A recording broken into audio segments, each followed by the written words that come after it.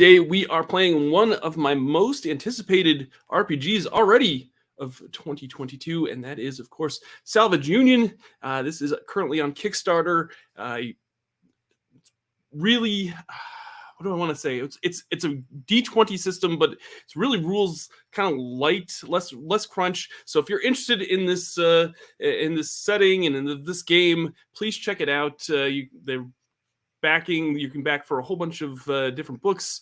They've got a core rule book that you can check out, as well as a special edition core rule book, and there's just a whole bunch of different material that you can pledge towards. They've unlocked a whole bunch of stretch goals. They only have a few more hours left of this Kickstarter, so if you are interested in this, please go check out the Kickstarter in the description below. You can even download the quick start and give it a look for yourself and try it out and see if it's something that you enjoy. I'm pretty sure you will. So without further ado, let's bring on the cast and crew of this Salvage Union actual play. We are joined by Panny from Leyline Press. Panny, thank you so much for coming on and running this session of Salvage Union for us. Well, thank you so much for having me. I'm really looking forward to blowing up robot parts, or vice versa.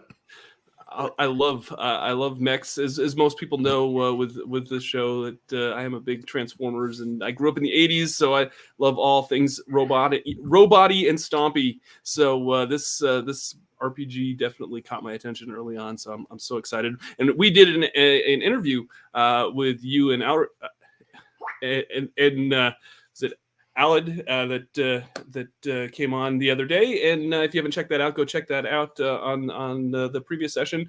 But yeah, thanks so much for coming on, and thank you to Brandon, to Phil, and to Neil for joining us for the session.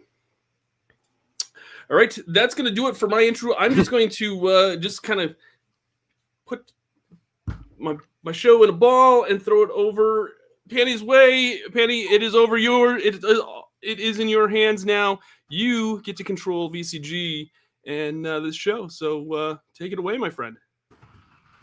Hello, and welcome everyone. Thank you all for coming for a game of Salvage Union. For those watching or maybe even playing who don't know, Salvage Union is a post-apocalyptic mech tabletop role-playing game. It does indeed use a D20 system. One of these very pretty dice is all you need. And it uses a variable resolution system in that regard. So basically, for any action you take in the game, and purposefully for exciting actions like shooting something or trying to climb over a mangled wreckage or go through a dangerous mountain pass, you roll a d20. On a natural 20, it's an awesome result. It's kind of a yes and. On a 10 to 19, it's an 11 to 19, it's a success, you do the thing. On a 6 to 10, it's like a yes but. So some sort of tough choice or consequence. On a 2 to 5, it's a failure with some sort of consequence, and on a natural 1, it's a critical failure. And broadly speaking, that's all you need to know to play the core of Salvage Union. We're going to be playing a scenario today called the Downing of the Atychos, which is a scenario in the quick start itself, and we've got some lovely players along with us to do so. To give a brief synopsis of the scenario, you're a group of salvagers on crawler 279. The Union crawlers are these humongous mechs that glide or crawl across the landscape of the post-apocalyptic world that was once a place very similar to Earth today, and they do so in a sort of continual hunt for salvage, so you can continue to make sure that your community survives, because it's not just a huge mech, it's like a village. It's got your doctors, your engineers, the people who serve your food, and folk like you, salvagers, who do the brave things of going out into wilds and getting some salvage. And you've got a new mission today. You've picked up something juicy on your radar. You're all going to be sitting around your command deck, settled down in the morning, looking out over an area of the wastes as you look at this sort of large map of the of the mission area that you've got ahead. And as you do so, if we get a quick round of introductions from everyone, just your the character you're playing and a bit about them and a bit about yourself if you want. Dun dun dun. If we start with Brandon. All right, I'm playing a salvager. Call sign is Flea. He seems like a pretty nice guy, and he loves his teddy bear. Oh yeah, he drives a jackhammer. It is kind of like a mining vehicle, so we'll see how that goes. Awesome. Thanks for that. And I'll go down to Phil. Hi everyone, my name is Phil. I'm playing an engineer by the name, call sign of Twitch, and pretty much I grew up fixing broken things and got really pretty good at it. My mech is Magpie and really is cobbled together from a whole bunch of really cool stuff that my friends and I found whilst excavating this really interesting wasteland. Awesome. And Neil, if you'd like to introduce your character, please. Hello, everyone. I'm Neil, and I'm playing Catfish, or just Cat. And she was thrown out of her Arco, her home, and is trying to work out a way to prove herself to get back in. She's a scout, and she pilots a Gopher mech, which is kind of lightweight and fast and nimble. Awesome. And finally, Don, if you'd like to introduce your character, please. Yeah, I'm going to be playing a soldier called with the call sign of Socrates. Although we're going to kind of Bill and Ted it up, and I'm just going to call it Socrates. So feel free to do that. And yeah, I'm a grizzled old Colonial War veteran, and yeah, I'm pretty much the typical hardened war vet. I've got my keepstake, which are my dog tags from war, and then I drive a big mech called a Brawler, which has a big giant gun, which is definitely not overcompensating for anything that I might have personally going on. But yeah, that's a big Brawler. I'm ready to shoot and take things down, because that's what I do from the time I served in the war. Awesome. And cool. So if we imagine you all around your sort of central command deck in your crawler, looking at this 3D hollow map that I imagine is projected up above you, I'm going to share that with you all now, as you can see here. And this is a hollow map of an area of the wastes that you've managed to encounter. And you're here because you've detected a distress signal from a ship known as the Atychos. Based on the distress signal, you've been able to tell that the ship has unfortunately crashed, and it's crashed in the city of Hope Falls. Now, it was no ordinary airship. It was a Corpo airship controlled by Evantus Industries, who are well known in creating sort of colossal and experimental and powerful mechs. Which means there is no doubt rare and important salvage on this ship. Ships themselves in this world being very rare as well. The endless radiation storms and other horrors make flight incredibly dangerous. So they've taken a big risk in doing this, and you're going to capitalize on their risk not paying off by getting some sweet salvage. Now, you've parked your crawler up on point 001 here to keep it nice and safe, and you've got a few paths, as you can see, through the area. There's a mountain pass to your north. It'll be a bit slower than normal. It'll take you probably a couple of hours on your mechs at least to get through, but it might be a bit safer than the Rad Desert, which, whilst it will be faster, maybe about an hour or so, will punish your mechs, both their reactors and their important structure, their health, with its heat and searing radiation storms, but it is a bit quicker that way.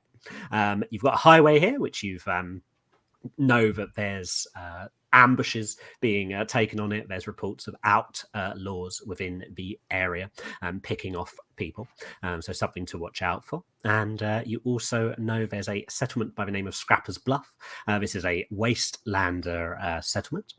You know that wastelanders in this world aren't necessarily the bad guys, as it were, but they are survivalists. They're going to probably want a piece of that salvage, if simply not to carry on their existence in much the same way as you're doing so. But they tend to be a bit more undetect than you, but perhaps a bit more desperate and scrappy as a result. And finally, your prize itself, the City of Hope, falls up here. And without further ado, please discuss what your approach is, and let me know if you have any questions and all that jazz. Yeah. So what are you doing? How are you going to approach this?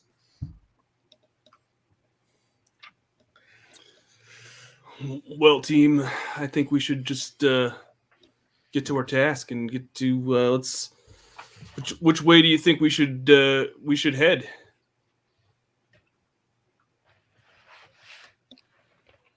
I've been to the Rad Desert before. I could tell you one thing: the Rad does not stand for radical; it stands for radiation. So that is probably not the best way to go, but it would be much quicker. If anyone else knows about this this down ship and they're after the salvage too, faster could be good. Might be good to get there before anyone else does. That's what I'm thinking. That's a fair point. Yeah, also, the mountain pass would take us past Scrapper's Bluff, which I don't know if we really want to have to go through there to get to the downed ship. It might cause us some unnecessary. It might cost us some unnecessary time, with interacting with the wastelanders there. Mm. I mean, they're not bad guys, but might just take us some time that we can't spare. Well, then let's haul-tail through the Rad Desert and get to where we need to be so we can get this job done and over with. Yep. Let's get there quickly, though. Yeah, no hanging around. Exactly. Yeah, I agree. Well, sounds like a clear plan is in place, and if there's no hanging around, it's time to get to the mech hangar, as it were. There's a pun there. I'll work it out later. So close. So you all begin to a simple plan in place, often the best plans. You begin to suit up and boot up, as it were, and head down to your mech bay to meet your tried and tested mechs to get them into operation. As I said, it's about morning, so you've got a good day ahead of you to get this salvage and get back to your crawler. And for each of you, what do you think your pre-launch routines would be? Would you do anything like, what would it look like as you got into your mechs? Would you say a little prayer? Would you sing a song, etc., etc.? Does anyone want to jump in with that? I feel like Socrates is just polishing his big gun. Do that every morning, right? Whenever he goes out on a mission, he polishes that so it's sparkly clean and just it gleams in the sunlight. Mate, get a room. A PG-13 stream. Oh, that's right.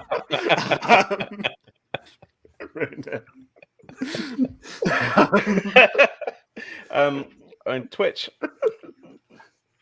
I think Twitch ended up being almost a bit like a trucker in some regards. So I can imagine that she'll sort of climb up into the cab. She's got a kind of equivalent of the hula dancer girl that she sticks on the dashboard, and finds some old country and western equivalent on some almost analog recording music player and loads that all up, and finds probably a pretty old multi-pack of chewing gum, and just starts singing along to some god awful country music. Beautiful. Yeah.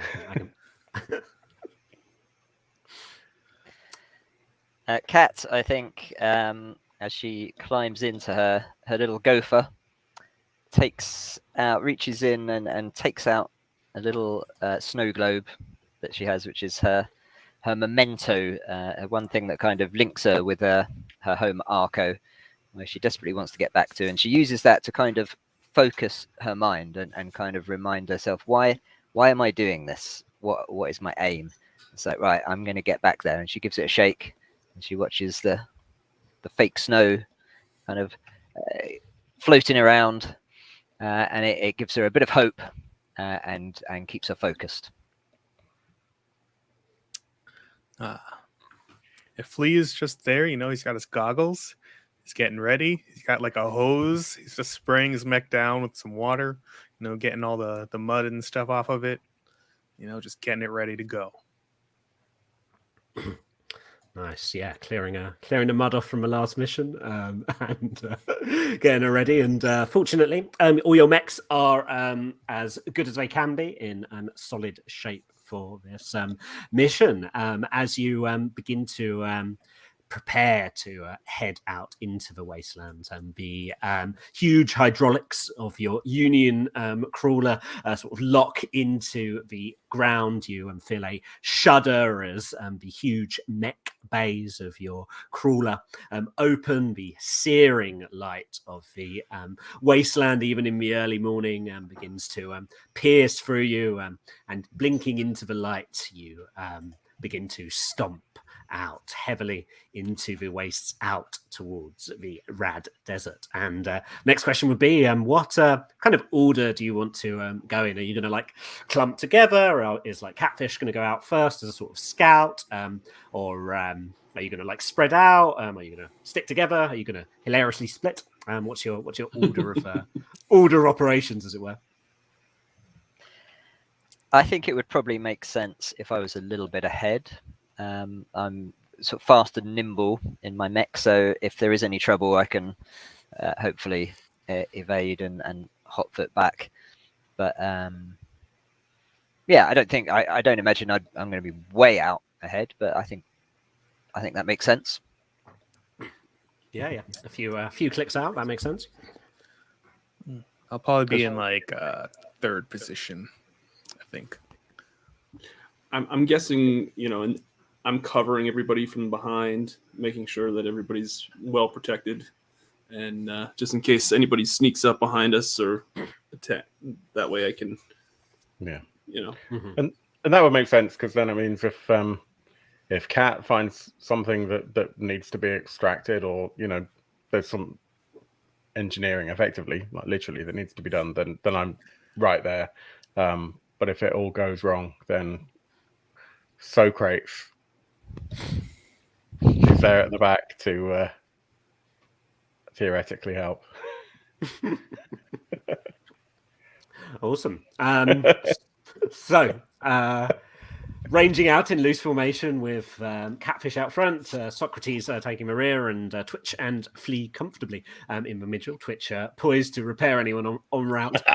You begin to head out towards the Rad Desert. It doesn't take you long to begin to approach the outskirts of the desert, and Catfish, as you're closest, you're going to quickly realize that this is not a good day in the desert, because it never is. There is radiation storms crashing across gale force, and your mechs already beginning to sweat up, as would you within the cockpit.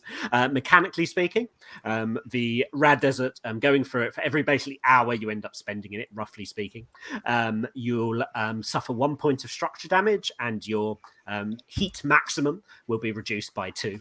To briefly explain what that means, structure is basically your health. So when you go on 0, you roll on a damage table, maybe you blow up, but sometimes often your parts will blow up, or you'll just be inoperable until repaired. And your energy, your heat, is what allows you to push your mech. So if you roll a die, and you don't like it, you can re-roll it and push, but you'll gain heat, and you have to make a reactor overload check. Your reactor overload check is a d20 again, but it's you have to roll over your current heat level, and going into a desert will reduce your heat maximum. You have a maximum of 10 typically. If it goes down, it means you can generate less heat before you start having to roll reactor rolls every turn, which is what you have to do if your heat reaches max. So it's not a good position to be in, but you are going to get there fast. Unless you can, of course, think of some way to try and avoid the worst effects of the Rad Desert, with its searing heat and radiation storms.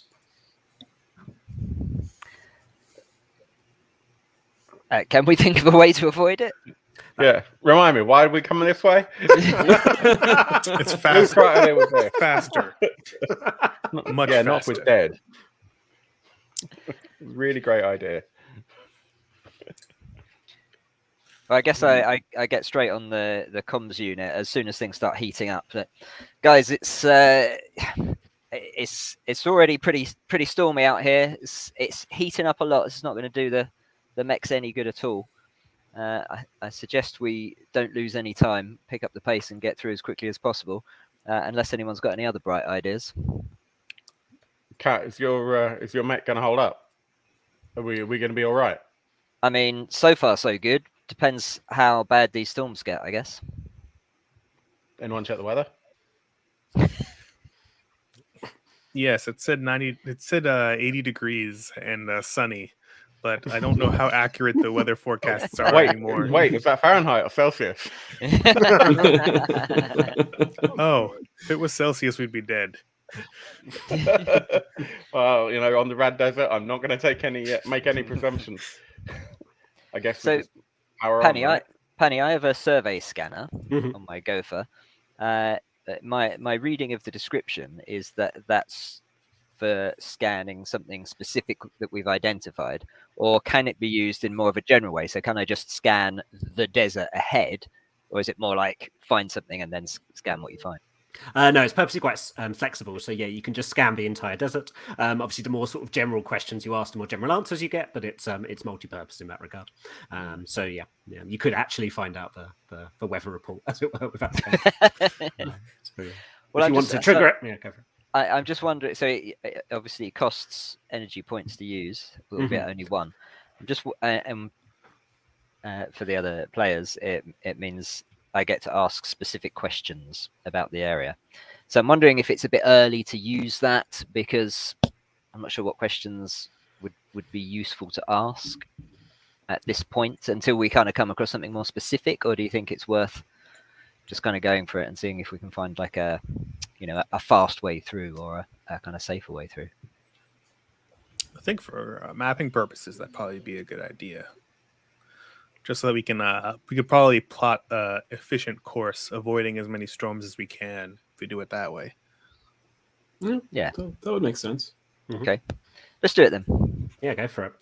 As a note, your energy points take 7 days to recover in your Union crawler, as do your AP points, which your pilots have. So everything you have now is just going to be for this mission, basically, in terms of conserving points. And yeah, you need to roll a d20 for that. So please give me a roll. First roll of the game. Ooh. Wasn't great. I won't be honest. It wasn't great. I got 2. Oof. So that's a straight failure for that. That has a specific failure, which is just it doesn't work. You can use it later for a different area, but basically that area, evidently because of the radiation storms, is hard to scan. You can, however, push to roll if you want to. I am going to say because you're in a hot area, you're going to gain additional heat to that push, because basically double the heat you normally would. But you can do it if you want to. So how much heat would it normally be? And how much? It would normally be 2 heat, but because you're sort of in a radiation desert, it's going to be 4 heat to push. 10's the max. 4 heat sounds too much to me. Yeah. You can rest for 10 minutes to get rid of all your heat, as a note, but it does make it more of a risk of your reactor overloading. Yeah. Okay. I'm gonna pass for now then. Sorry, guys. This radiation's screwing up my sensors. I'm blind out here. Well, you're our eyes out there. I guess we're just going to have to use fine. old-fashioned maps to get there. Yeah. I'm just polishing my glasses and peering out the window. Okay, so with no clear way of getting safely through the Rad Desert, you're just going to have to approach it the good old-fashioned way by gritting your teeth and crossing your fingers. And I assume you're still going to delve in? Unless we want to turn around and go via the mountains, but we've come this we're far here now. already. Yeah, exactly. Yeah, you're on the outskirts. Okay, so you begin to range into the desert, and as expected, it's hard going. You notice how particularly thin the cockpits of your mech seem as the radiation storms pound into them. Knowing that were you to be caught out in this desert as your pilot, you would be very rapidly dead. As a note, mechanically, you take one HP per turn effectively when you're out in the desert per about 10 seconds. So not a good place to be without a mech. But as the sort of radiation storms pound down on you and you range through the desert, you at least do make fast progress as expected, and you seem to be on good track. You are unfortunately all going to take 1 point of structure damage, and your heat maximum is going to be reduced by 2, as you've not found any real way to circumvent the desert heat. And as you get sort of over midway through your journey, about halfway through the desert, Catfish, you do notice out in the distance as you're scouting a little ahead. Specifically, it will be in far range. This game has 4 range bands. Melee, if engaged, which is effectively melee. Close, which is a few good strides away from someone, quite big strides as you're in mechs. Long, which is kind of a missile range. It's sort of, you can see a silhouette of something on your horizon and target it fairly comfortably. And then far, which is more like a point on the horizon, like out in the distance. And that's what you can see now. It's like large, it looks like a huge factory. And you can see just distantly silhouetted. It's got radiation sort of crashing through it, but you can see the silhouette of what looks to be a huge collapsed mech within the outskirts of the factory itself. And it looks, the outline silhouette almost looks like an Atlas, which is like one of these huge, super heavy mechs that you've actually got in your own crawler hangar bay yourself. And they're typically used by Avantis Industries, or at least were when they were in the heat of mech production. You can't see any other signs in this area, but it might be a good location to get some additional salvage en route. What do you want to do? Cool. Obviously, I relay that to the team. What do you think, guys? I think we could probably investigate. There might be some good scrap there. Some nice salvage.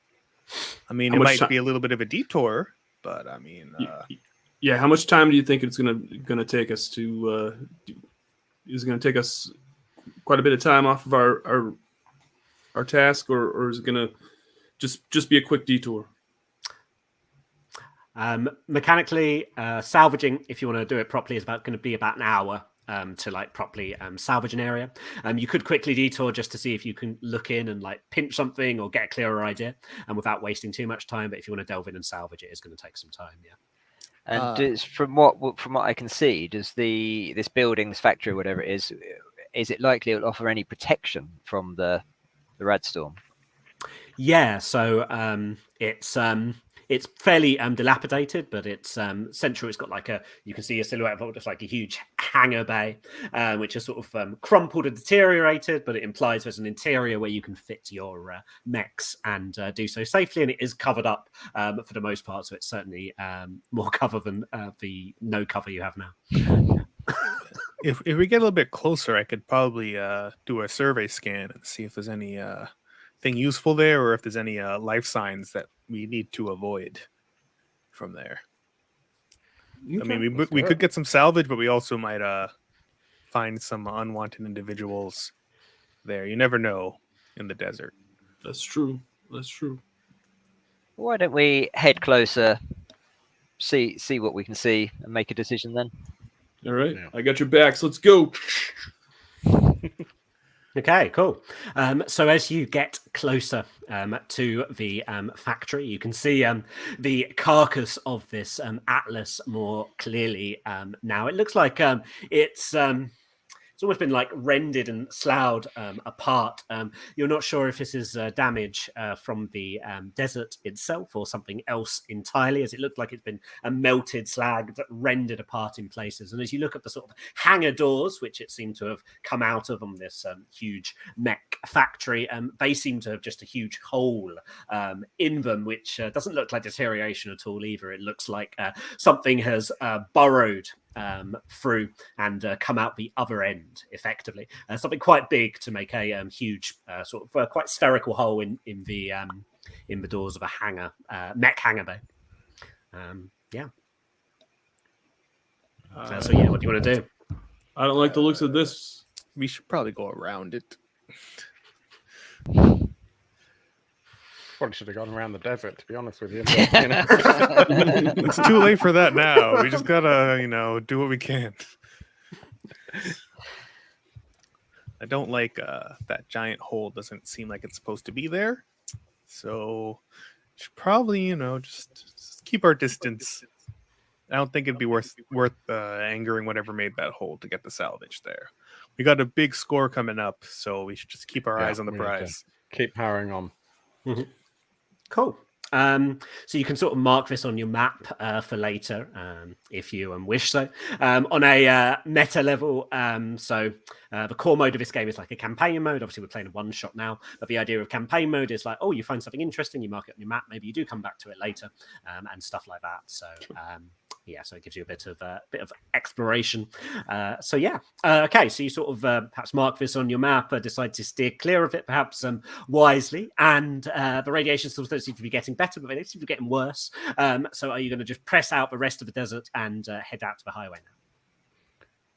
Keep our eyes peeled to see if there's any further sort of potential sheltering opportunities. But I mean, I presume we've been through the desert previously, and we might have some idea of how long it would normally take to cross. Yeah, you're about halfway through it. You've been ranging through for about 30, 40 minutes so far, and it's going to take you about that again to get out. So you've suffered the worst of it, really. I say we travel through, we finish it up. Once we get out of the desert, then we can take a short rest. We'll have like maybe 2 of us stand guard, or 3 of us stand guard, and have one person just, relax their mech, off vent some heat and stuff, and then we'll just alternate until we're all good to go.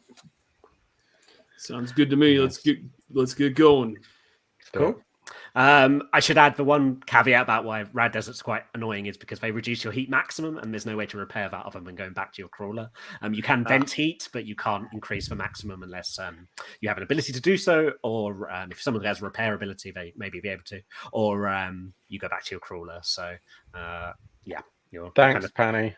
Sorry. Sorry for adding consequences to the game. Oh, dang it. I'll whoever wrote this, I'll get in touch. Yeah. Yeah. I recently played your module. Anyway, so yeah, ranging through the desert then, you begin to make the last leg of your journey. The radiation storms still blasting against you, but the worst of the damage done as you get to the outskirts of the desert. Another 30 minutes or so passes, and you get to the highway, fortunately in good enough time to look out towards the highway itself, which is cluttered with the wreckage of pre-war cars and crumbling sort of infrastructure, bits of dents in the road, and interesting what looks to be a series of like very deteriorated tank traps, which are kind of defunct by this point, since mechs have of course taken over, but may well have been once used and then discarded. Your mechs can easily stomp over these various obstacles. However, you do notice up ahead what looks to be a trade caravan. There's 4 mechs, which are known as mules, and they look a little bit like. They look a bit like mules, unsurprisingly. They're like large metal, four-legged mechs, quite slow and ponderous. The whole party of them is being led by what looks like quite a dilapidated scout mech, similar to your gopher. And the unfortunate thing is you notice out on the horizon, ranging out towards them, is a pack of bandits, light mechs with strange red jagged markings to look like teeth and other such horrors on their mechs, and they're ranging out fast towards this caravan out from your north there. What do you want to do?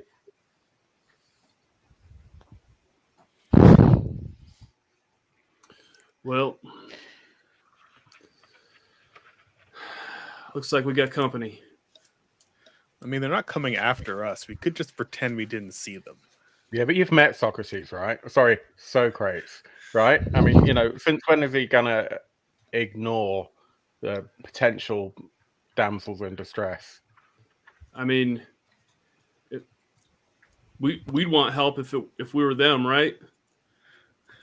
That is true. That is true. More to the point, there could be something in it for us.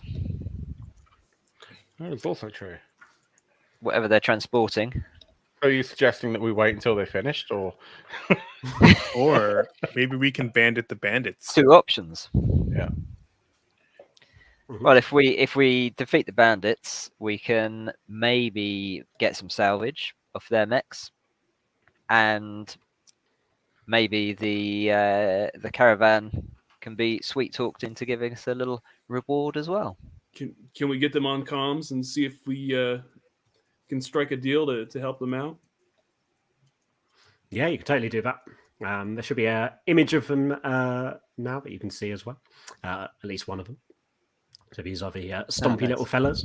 And yeah, there's four of them. They seem quite lightly armed and armored and carrying a lot of haulage. And indeed, you can connect to them on your comms. What do you say?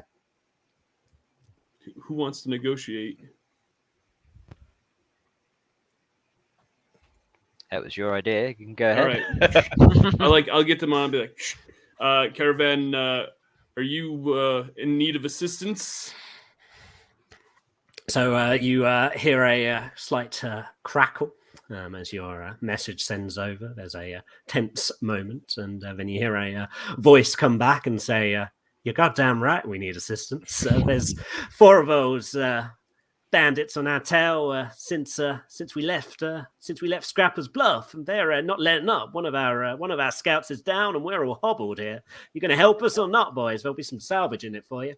All right, that's all we needed to hear, and I'll take it off, and then I'll shoot. I've got something that's. Don't I have something like long range on my character sheet here? Well, let me see here on my brawler sheet. I have a missile pod, right? Mm-hmm. Yep. Yeah. Let's shoot that missile pod at the bandits. Cool. So you get into position, probably on a bluff where the sort of desert meets the highway, sort of just an area of wastes. As you look out towards the fast approaching gang of bandits, there seems to be about four of them approaching. You get your missile pods ready and you fire. Are you targeting? There seems to be three light ones by the looks of it, and one sort of medium, tougher looking one. Which one are you targeting? I'm going to target the light ones in hopes that it kind of deters the medium one from, trying to show off our strength, so then maybe the medium one will lay off. Nice, yeah. So give me a roll. Right, here we go. That was a 13. That's a direct hit. Nice. So you can technically push to try and get that sweet nat 20, but I'll assume you're happy with a hit. I'm good with the way it is right now. Yeah. So your missiles fire through the air at this this light mech and begin to pound into it. These things aren't particularly well armed or armored, and your missiles simply eviscerate one of them. What do you think that looks like? I think you just see this this missile come down, and just all of a sudden, just bits and pieces just explode all over the desert, and this whole big ploof of sand and everything just and fire just happens like right. And yeah, I think that's kind of how it looks. How I take out one of them, just leaving hardly anything behind. And you just see some tiny guy jumping out of an escape hatch, and, like right before the missile explodes. Awesome, yeah. You hear a crackle from your comms. It's the caravan leader, and he says, like, "Yeehaw, you got him. Let's keep on pounding. They're coming in fast now." And you can see that they've sort of turned around. They can see you now firing missiles down upon you. They seem a bit hesitant, but they begin to range out towards you, and they range out fast as they're in quite light mechs, and before you know it, they're right in your face.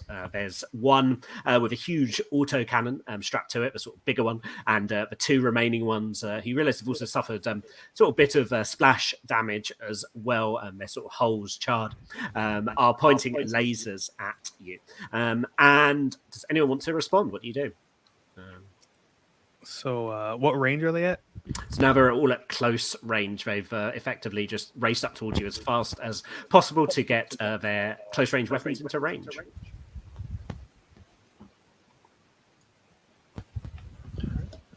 I feel like at this point I've taken my big long, was this an autocannon? Mm-hmm. And I'm just taking it, and I'm just aiming it at them, and I feel like I want to just blow them to bits, but I'm kind of waiting for everybody else to see what they're going to do next. I'm going to use my my super speedy gopher to move away. I want to try and maintain as much distance as I can, so they can't use their close range weapons on me, but Sure. I can still use my long range laser. Nice. Yeah. So I'm going to try and just keep constantly, whenever they come forward, just kind of move away and give them a blast with my laser. That's my plan. Cool. Yeah. So on your turn, yeah, you can effectively move and do a thing. In terms of turn order, initiative's kind of loose in this game at base. It's just it's kind of freeform. But what I'm loosely doing and what I tend to do is just a sort of back and forth group initiative. So you've sort of done a thing, now they've sort of done a thing, and then it's gone back to you. So one of you can do a thing, and then they can do a thing, and so on and so forth. And that's how initiative works in the game. It's quite simple and freeform. So yeah, Sure. You get back, and you're going to shoot one of them with your laser. Was that right, Catfish? Yeah, that's the plan. Cool. Give me a roll then, and also tell me which one you're shooting. The sort of big one in the middle with the autocannon, or one of the two light ones. Let's go for the big one. Why not? Cool. Because I'm hoping I can, if it turns on me, I'm hoping I can kind of keep out of range. And I got a 13. Nice. That's a direct hit again. And you see your laser through the larger combatant, and you see sort of a jagged laser mark tear through its hole. It's a bit tougher than its companion, so it's still very much fighting fit, relatively speaking. But you've hurt it, and it won't be able to take too many more shots like that before it crumbles. Nice. In response, you see he sort of triggers his own mech. You see that autocannon rev up. He can't quite get to Catfish now, but he would see Socrates in front of him and begin to fire out that missile at autocannon at Socrates in hopes of avenging his companions. And sorry, Socrates, I pissed him off. It's all right. I'll handle it. I'll handle it. Okay. So yeah, he's in close range. He's firing this autocannon at you, and he's rolled an 8, which is a tough choice for him. So the way that actually works is you decide what his tough choice is. He shot you, so it can be like simplest is it just does half damage if you're just in a pinch, but you can also give him some sort of consequence that then I have to decide. So it could be like whatever you can imagine. Maybe he takes damage. Maybe you get a free hit on him, something like that. Can we make it? Is it up to me or is it up to Cat? Since because he's actually shooting you, okay, I'm gonna say it's up to you. Yeah. All right. So can I make it so that he shoots and hits me like full on, but like maybe he hits one of the legs of one of the smaller mechs was like got in his way at last minute, like in the last second, and kind of injures one of them in the process as well. Yeah, absolutely. His autocannon begins to thud out, and 2 light mechs, like he stands back with his autocannon to like just fire rounds into you as the 2 light mechs get a bit eager and start to try and chase after Catfish. One of them gets in the way of the shot. The autocannon is a very powerful weapon and thuds into the already damaged light mech, which just takes its legs clean out, and one of its legs clean out, and it just crumbles on the floor. Its laser still active and pointed towards you, but it very much crippled. That autocannon is unfortunately still going to pound into you, and you're going to take 3 points of structure damage. All right. As it goes back to what do any one of you want to do? So I think I'm gonna reach over to the kind of the back corner of the cockpit and open up what looks like you might see sort of the vacuum tubes you see in like retail shops where they put all the cash into a canister and then they fire it up. And this is actually my mini mortar, and it actually just works like one of those vacuum tubes. So I'm going to reach out and shove a cylinder into this tube and close the door over. And I'm going to try and fire a mini mortar to just either hit some of the smaller things or do a bit more damage to that larger one, depending on how that comes out. Yeah, sure. Give me a roll. Let's see what happens. 19. That's a direct hit. So it'll be your choice here. Do you want to target the little ones, which I say all close together, so you'll be AoE on them, or you can just do one big hit on the big one? I think I'm gonna shout something like, "My dad always told me never to leave a stone unturned," and fire at the group of smaller ones. Nice. Your mortar fires, crashes down on them, and one of them is severely wounded by the direct hit, so much so that it's kind of rendered apart as the dust settles from the explosion, and the other one that's currently grounded and the other that's limping along are badly hit by the splash damage as well, which for the one on the ground just tears the roof off it now, and you just see at this point the pilot trying to crawl out desperately as he gives up on that endeavor.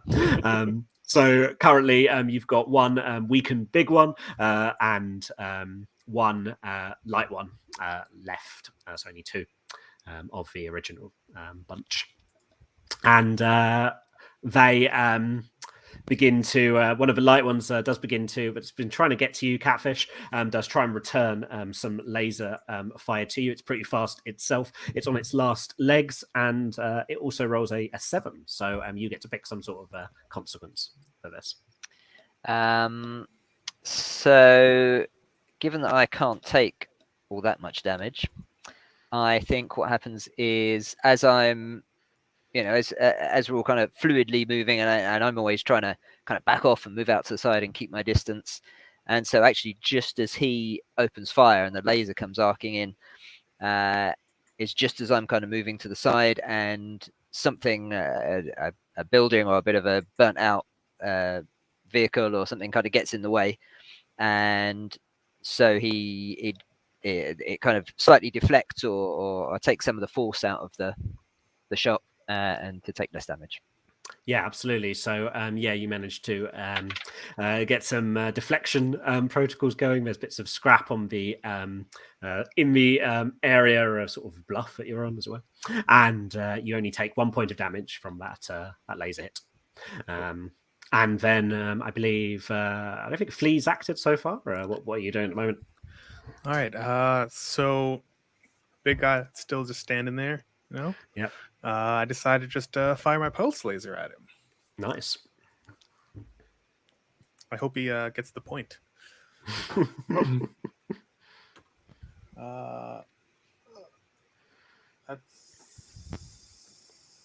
okay. That landed on the tip of the die. So don't know how that happened. Okay, 19. 19, Nice. a solid hit with your pulse laser. Pulse lasers are stronger than normal lasers, so they do 3 damage, I believe. Up close. Pardon me. And this guy's been badly damaged already by a mixture of splash and other torrents of fire. So that pulse laser is going to take him out. What does that look like? You see a little guy hopping out of a escape hatch, like at the final second. And then you see like a nice little, imagine the Death Star, except much smaller. A little bit of light, and then just like a circle, just expanding outwards from it. Nice. And yeah, so this bandit is no more as your pulse laser sears through him. The last remaining light mech with a laser, one that was targeting Catfish, realizes he's all alone. However, so there's a morale mechanic in this game, and I rolled a 16 for them, which means they're going to bravely stay in the fight. You tend to trigger morale when like a group is over half damaged or a leader dies, in this case both, but he's going to plucky stay on, but he still doesn't really fancy dying, so he's going to shoot some lasers out, probably going to continue to fire at Catfish out of petty revenge. Do your worst. Which gets a 12, which is a hit. Do you want to say anything in response to that? You do have evasion modules.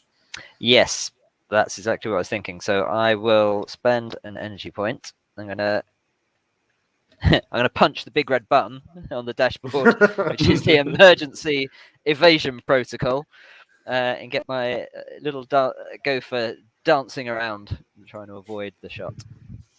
Nice. And they're going to roll again, and unfortunately got a 15, which is also a hit. So you try to evade, but unfortunately you're going to take 2 points of damage from a laser as the light mech begins to use its additional speed to retreat out, and now it's in sort of long range of the party, trying to head back out, actually through the back through the highway from whence it came. And does anyone else want to jump in? Socrates going to get him. Should we just let him go? I mean, you really want... He's almost put me down. All right, are they gonna come back? Right. They might. You never know. Yeah, and I'll shoot another missile pod at him. Reluctantly, I'll shoot another missile pod at him because part of me wants to just be the guy that believes that they'll just leave us alone. But I understand that they might go bring their friends back and come back with a bigger force. Yeah. So that is a 14. That's a direct hit. Describe destroying this last one. Hey. I feel like it's like that light mech is like hauling tail and it gets out of range pretty far, and like all of a sudden I think probably the pilot thinks that they've gotten away clean and clear, and all of a sudden they just kind of like look around and they hear something out of the blue, and then all of a sudden this missile drops down. They look up and this missile just keeps getting closer and closer, and then they hit their eject button really last minute, and they come flying out of their mech, and then all of a sudden you just see in the distance this little ploof of smoke, and that's about it, like a mushroom cloud, and that's we know that we've taken care of all the mechs that were harassing the caravan. Nice, yeah.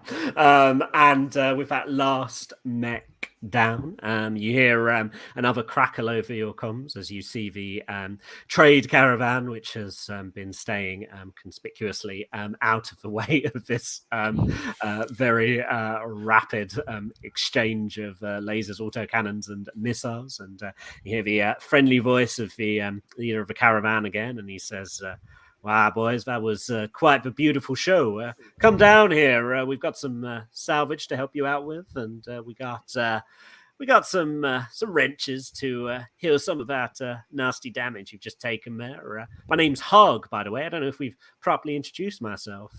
I'm here heading out towards the Evantis Corpo with a fine lot of salvage." Nice to meet your acquaintance. We'll be right there, and I start to head over towards the caravan. I do love me some salvage. Yep. Yes, indeed. So yeah, you begin to head down towards the caravan, stomping over these broken cars and bits of rubble. You can see there's 4 mules in total and a very damaged looking scout mech with a laser. The mules just some of them seem to have like some basic machine guns, but more anti-personnel weapons strapped to them, and others are completely unarmed. The leader of the caravan steps out of his the sort of cockpit of the mule, and you see he's a big burly looking guy. He's of course got a trucker hat and a big bushy beard, and he extends out a meaty palm to proverbially shake your hands, and then realizes none of you have dismounted from your mech. Perhaps the anthropomorphic mech can give an honorary handshake. I extend my rigging arm off of my mech and go ahead and try to use it to shake his hand. It's like Galileo picture. Yeah. He gives you the mech handshake of the Union handshake, as it were. And he says, "You got beat up pretty bad there, but they're certainly worse off. I've got some fine salvage in here for you. We've got some sweet Tech 2 stuff, carbon tubes and heat cylinders and all that good jazz. Anything specific you're looking for, or do you just want something spicy from the back?" Coffee.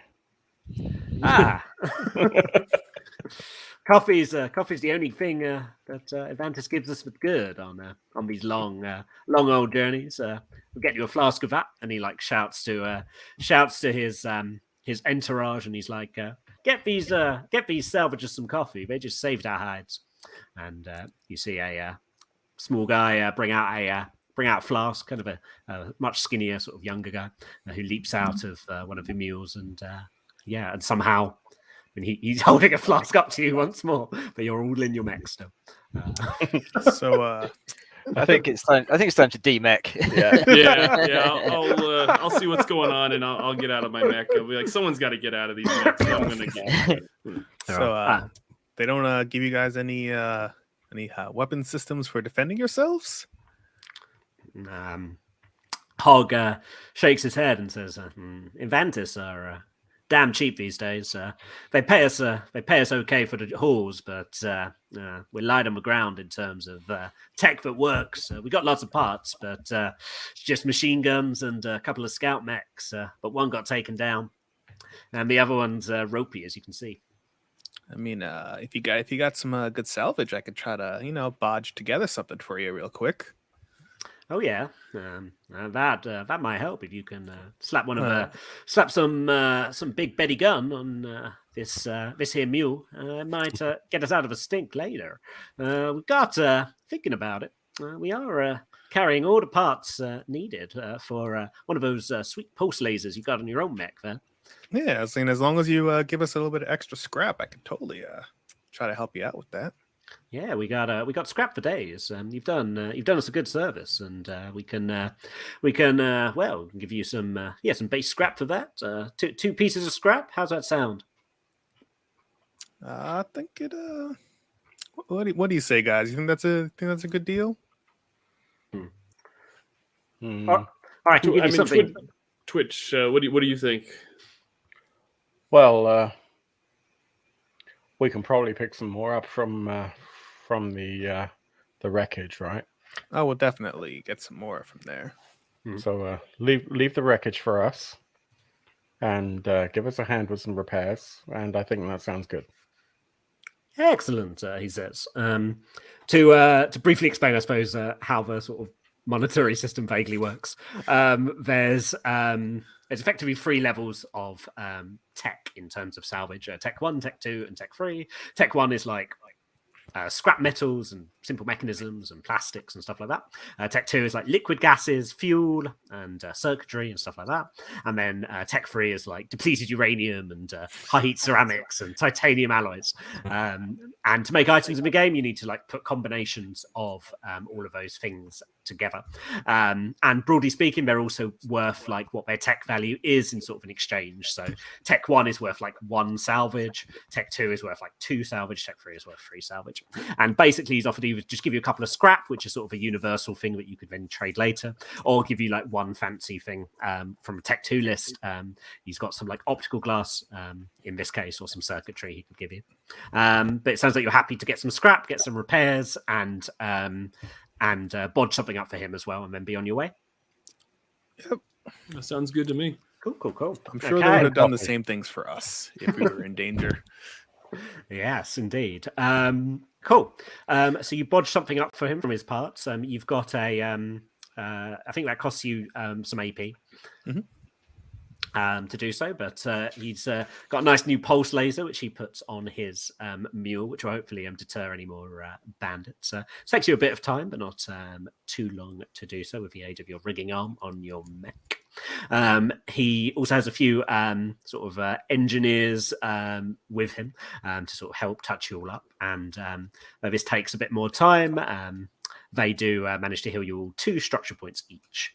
That's about the most they can do with their tools, but I'm sure it's much helped. They also do a bit of tutting as they see the state of your reactors, and unfortunately tell you they can't do much about that. And finally, they give you 2 pieces of scrap.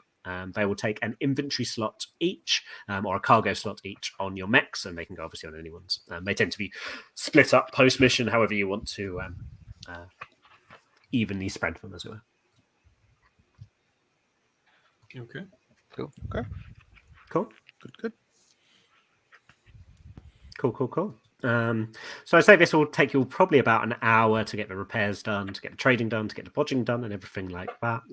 It's fortunately a pretty quiet hour. As you're sort of on this spot, you do notice Scrapper's Bluff out in the distance, of course, and specifically, you can see as you've got a bit closer to it now, and the tides of battle have stopped, that you can see it seems to have been made out of the side of a Union crawler itself. You can see there's sort of a dome surrounding the settlement, which is on this high bluff, and the dome scrawled or painted actually quite neatly on it is the number 134, which signifies it as a crawler much like yours, but one that has been dilapidated and is now being used as a sort of makeshift settlement. So this might tell you they might have been salvages once like yours, and unfortunately their crawler just collapsed, or it might tell you that they've salvaged it from salvagers or something else entirely. Beyond that, you can also see the city of Hope Falls out in the distance, but approaching close, and you're within about an hour of it crossing the highway.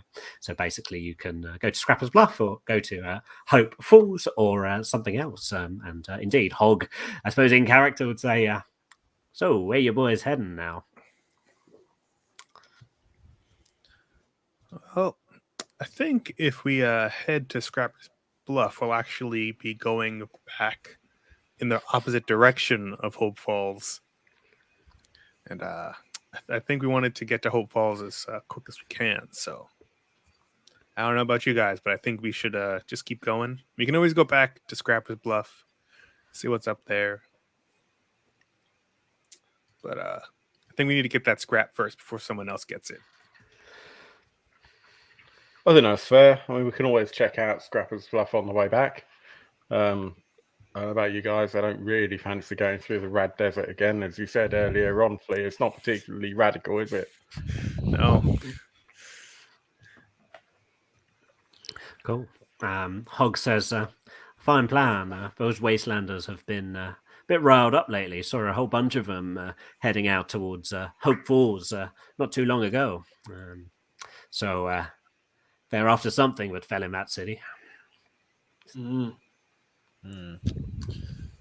might be on the same course as them then. Any advice you can give us? Do you know the area? Any sort of safe or easy way to approach? There's three ways into the city that we last scouted out. We were going to use it as a shelter, but seems too dangerous a place, too desolate. You can approach it up towards the north. There's a underpass. Actually, tell you what, I've got a handy map when we did some scans of the area. Let me beam that over to you. Oh, look at that. He's like, so yeah, there's a northern pass there where it goes through a habitat block, lots of tall towers.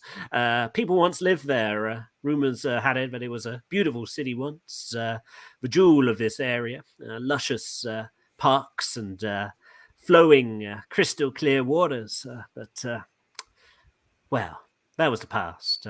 There's a park there, or what's left of it. That's another safe way into the city. And then there's a large factory area. Lots of industry back in the day, pumping all sorts up into the air. God knows what, still there, but silent of late. Quite dense, though. There might be a few wastelanders lurking in there. But other than that, it's a pretty empty city. Though, of course, Evantis, here they've got a retrieval team en route. So I'd watch out for them. They don't mess around with their mechs, especially if some of their property is out in that city now. Any clue which direction the Avantis team will be coming from?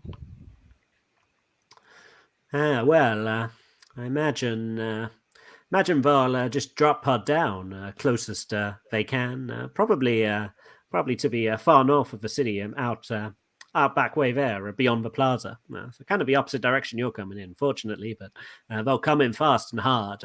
But you've made good progress already if you set out today. The Atychos only just went down.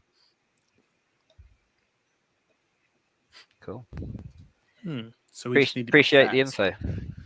What can I say? I'm more of a freelance trader for Aventus, so don't really owe them much, and you just saved our skin more than they did.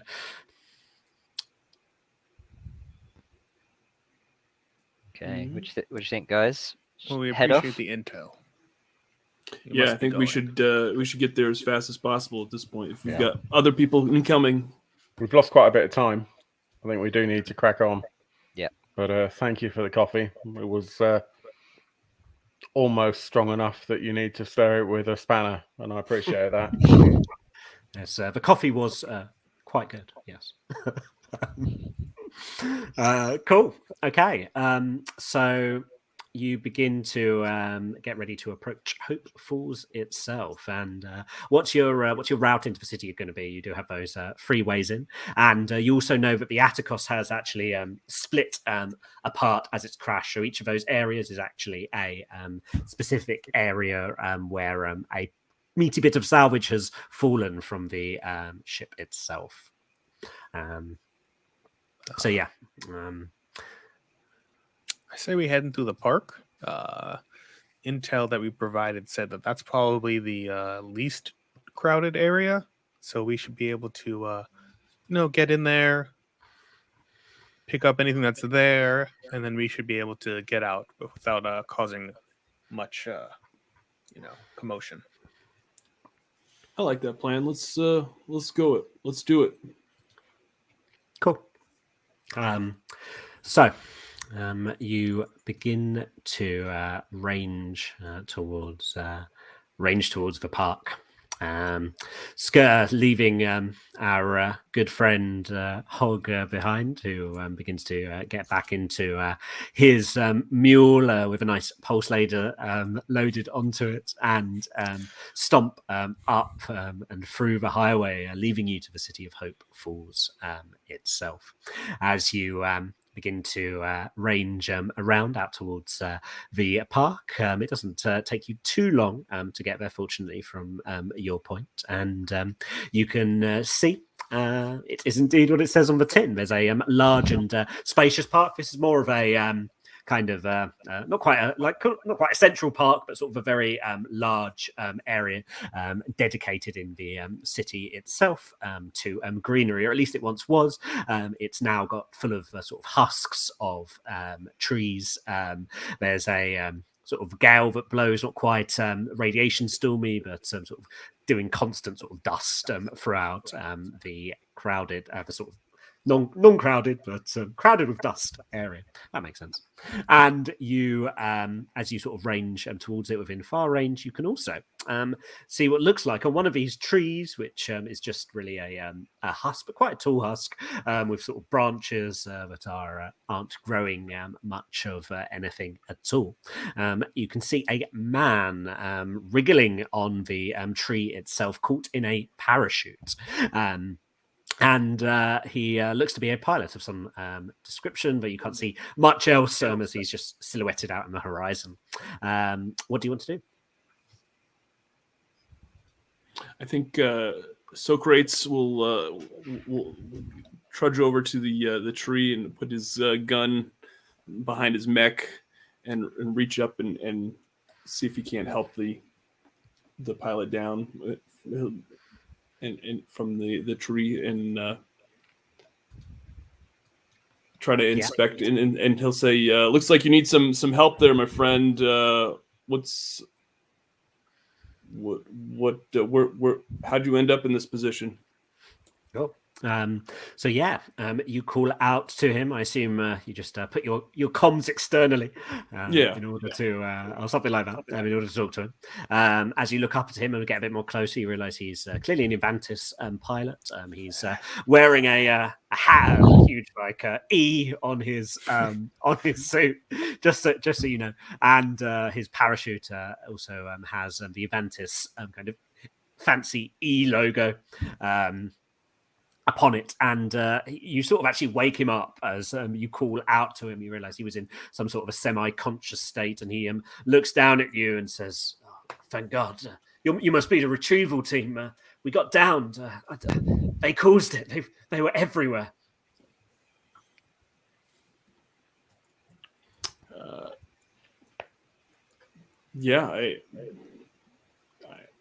Who they downed you? What? The goddamn meld, the aliens, they were everywhere. Safe container, God, that was just nonsense. You were speaking to me there. And he's clearly distraught.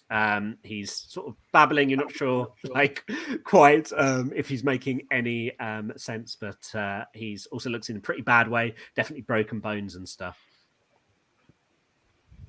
Did he say aliens? I think he did, but he's not quite all with it, so he could be just could be hallucinating or something. I mean, Could be, but maybe he isn't. That could be too. I didn't sign on for any aliens. I mean, alien scrap could be pretty good. Bit of alien tech. It's true. Still, we should be on the lookout. From a player to GM perspective, would we know anything about any kind of extraterrestrial stuff? So you'd know that it's a possibility within this world. There was at least space travel back in the sort of heights of civilization before it fell, and you've all heard rumors of such things. However, there's I'd imagine none of you would have ever confirmed such a thing, but it's certainly a possibility. Yeah, it's not. Yeah. And as you're pondering that, Socrates, you actually hear a crackle from your comms now as you're sort of raising your hand to this poor pilot. And you hear a voice in your comms, and it says, "This is Sergeant Baines of the Aventus Retrieval Team. You are currently handling one of our pilots and in a highly dangerous area. We ask that you vacate immediately and let us do the cleanup. This is not a request. This is a demand. Over." All right. I was just trying to help, sir. Saw a guy dangling from a tree. Figured I'd come over and give him a hand. He says, "Your help is appreciated. Lower that pilot safely down and get out of the area. Yeah, this isn't a safe place to be. Scattered over the city is stuff well above your pay grade." All right. So I'm gonna lower the pilot down to the ground, and I'll be like, on our own comms, I'll say, like, guys, they want us to get out of here. Of course they do. I mean, he did say the word "ask," so it was a request and not a command. He seemed pretty,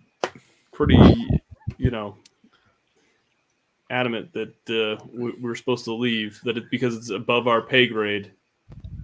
I mean, how does he know what we're getting paid? Just to be fair, right? You're That's getting true. paid for this? That's true. and Sandra in the comments just said exactly the same thing.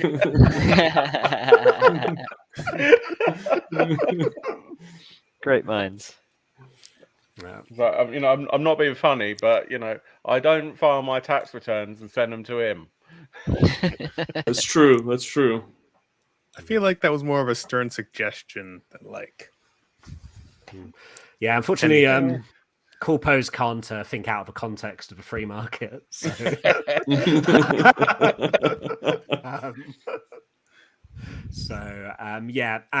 To home this point in, you can see his humongous mech begin to stride towards the edge of the park itself. It looks similar to actually your brawler, Socrates, but like about twice as big. It's with a humongous shield. And a huge laser on it. And then behind him, you can see sort of flying through the sort of wastes of the city on a jetpack. Is another mech with a huge laser on it, sort of hopping, hopping over the city and sort of scouting out. So, these are tough corpo mechs. How do you want to approach it? What do you want to do? As I let put the pilot that was hanging down onto the ground really gently with the other hand of my mech. I'm just gonna wave at the big mech, and I'll be like, and then I like back off and I'm like, guys, he's not fooling around. We might not live to see another day to scrap another day if we take this guy on. Well, he didn't tell us we had to leave by a particular direction, did he? You did. That's You true. did. When we leave, Let's leave to where we were going to go anyway. You just told Yeah, I us to think, clear off. I think True. Socrates has a point. Should probably get. So you want to leave out of the park and then circle back round and cheekily enter via the hab block? Yeah, why don't we do that? Yeah, we'll give it a shot. Sure. Cool. So he accepts this. So you hear a crackle, and he says, "Evantis, thanks you for your cooperation and for rescuing the pilot. Now leave." And the crackle goes. So how far are they? Could we possibly, just sneak like a piece of like a couple crates or something as we're leaving? Yeah. So they're within sort of far distance. So sort of longest range, but you can still see them. So that's why you can sort of see his huge silhouette and the silhouette of the wyvern jumpy mech out. Each of these points on this map is about 10 minutes to traverse on a mech. So it's a smaller scale than before. But yeah, so you'd be able to, when you say you want to grab a crate or something. So in the park, I should say actually, there was the pilot, of course, but there's also the sort of core, like what looks like a bit of the fuselage of the Atychos, which is salvageable. Okay, so if we can quickly, maybe just grab a. If you guys can, just grab a crate or two as we're tactically retreating from the area. Mm-hmm. Yeah, so. They're happy to see you back off, and you could just grab a bit of salvage as you go. As you look at this sort of central thing, you see this central sort of fuselage of the ship. You see probably the most valuable thing on it is it's made of titanium alloys, so tech-free stuff. And as a salvager, you'd actually just be able to. You've got an ability that you can just be like, I take that. So sometimes you might get normal salvaging. It's a bit more randomized, so you might accidentally just get some scrap instead or something else. But you can basically take the best part of it if you spend an AP or an EP to do so. Okay. I guess I'll just as we're tactically retreating, just grab some of that titanium alloy off of that ship. Cool. Yeah, so you can spend an AP or EP to do that, and you do. So you grab it off, salvage the titanium alloys, and you'd either, I believe, you could pop it actually. You could just hold it, or you could give it to someone else's cargo slot to store for later, as your mech doesn't have any cargo slots, unfortunately. Gotcha. Dun dun dun. Cool. That's all about, you tend to be able to salvage like one thing from a piece of individual salvage, so that's about all you can get from it, but it is the best bit. And you then begin to head out and around out towards the hab block itself. You see the Kulpos sort of see them out in the distance retrieving their mech.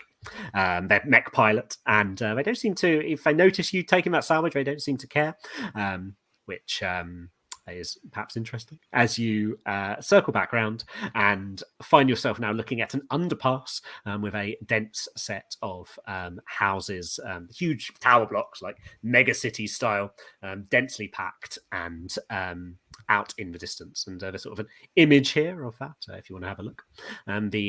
These are the shards of the Atychos coming down on it on the image, which obviously aren't there now, but you can actually see one of the shards has landed on the top of one of these tower blocks as you sort of look out towards it. You think, and you can see it's sort of still burning so still active, but it's very high up, maybe 100 meters more up in there, quite hard for your mechs to get to. So if you want to get some sweet salvage in this area, you'll have to approach it. You have to think of a way to approach it. What you're going to do. You can get off on foot and salvage, but obviously that has its own risks. Can I use my survey scanner to scan the building, looking for weak spots or whatever? Absolutely. Give me a roll. Cool. 12. Excellent. So you get to ask 3 questions about the building or the wider sort of hab block area. Okay. So this is not one of my questions, but this is just pre-question question. Do I really get 3 questions? Do I get? Can I get 100 questions? Yeah. That's my first question. Presumably, the building is kind of just standard human scale. So in other words, we couldn't get any of our mechs inside. Correct. It's a standard human scale building. Your mechs, none of your mechs are going to fit inside, even the gopher. I will say, Socrates in the anthropomorphic mech could climb up the building King Kong style, but it would be difficult. But basically require a roll. But yeah, I feel like the mechs could get into the building, but just once. True. Correct. True. Good point. Good point. Okay, so the first question then is, I want to scan for, is there any kind of weakness or basically what I'm looking for is could we shoot some missiles or something into the base of the building to tactically collapse it? Yes. That's possible. These are kind of crumbling buildings already, and you're able to identify with your survey scanner the various structure points on it to be able to get a missile pod hit on it. It will require, it won't necessarily go perfectly. Missile pods aren't your standard precise destruction tools, so there will be a roll for it, but it's totally possible on a successful roll. Okay. Question 2: can I scan for life forms inside the building or nearby? Yeah, so you scan for life forms, and it seems as you scan, you do detect 4 life forms still on the where the part of the ship is, and you think they look to be still alive somehow, despite the wreckage and ruin, and they're about human-sized life forms, or humanoid sized. Yeah. Okay. Final question then, just in case, in or around the building, can I scan for any unidentified, i.e., I'm looking for alien life forms? Yeah. So as you change your different frequency bands on your scanner and detect for things outside of the usual bioorganic range, you sort of go deeper into what those 4 initial life forms you found, and you realize so it's weird. They're 4 human life forms, but all of the humans are dead, but there's life forms on them still, which are definitely saying alien signatures. So something is keeping them artificially alive somehow, and that is the life form. But you're not able to tell. Yeah, that's bad. Yeah. Wow. Okay. So I relay that obviously through our private comm to the other guys. There's some guys, I guess, Aventis guys up on the roof, maybe survivors of the sort, but there's some kind of, I don't know what, something I don't recognize, some alien life form kind of keeping them alive somehow, maybe like a parasite or something. They seem to be up there on the roof. We can take this tower down if we just blast it with some missiles or something. Don't know what that will do to them. Don't know if we care. Well, like I said before, I didn't sign on to be dealing with some aliens. Well, I mean, my question is, are they being like, mysterious benefactor types and keeping them alive for, being like, peace on earth and goodwill to all man kind of thing? Or are they just coming here and stealing our bodies? I'm kind of not up for that. I mean, you've seen all the historical movies from the 21st century about aliens. Yeah. Well, actually, so that's a good question then to Panny. Would we have a sense for whether aliens in general are hostile? Like, have there been wars against aliens, or are some aliens like friendly and helpful? What do we think about aliens generally?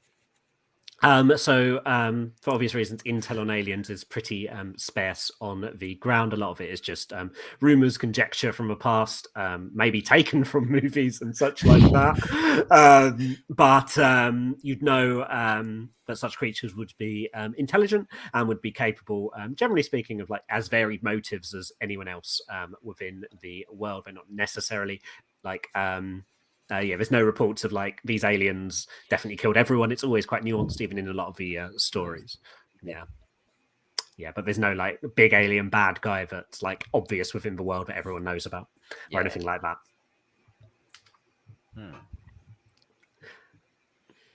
Well, the only way we're gonna find out is if we bring them down. So, where do I gotta start shooting Cat, and so we can get a closer look at these guys? I mean, if they're being intelligent, any chance any of them have got a radio? Maybe we can just like phone them up, say hello, see what's going on.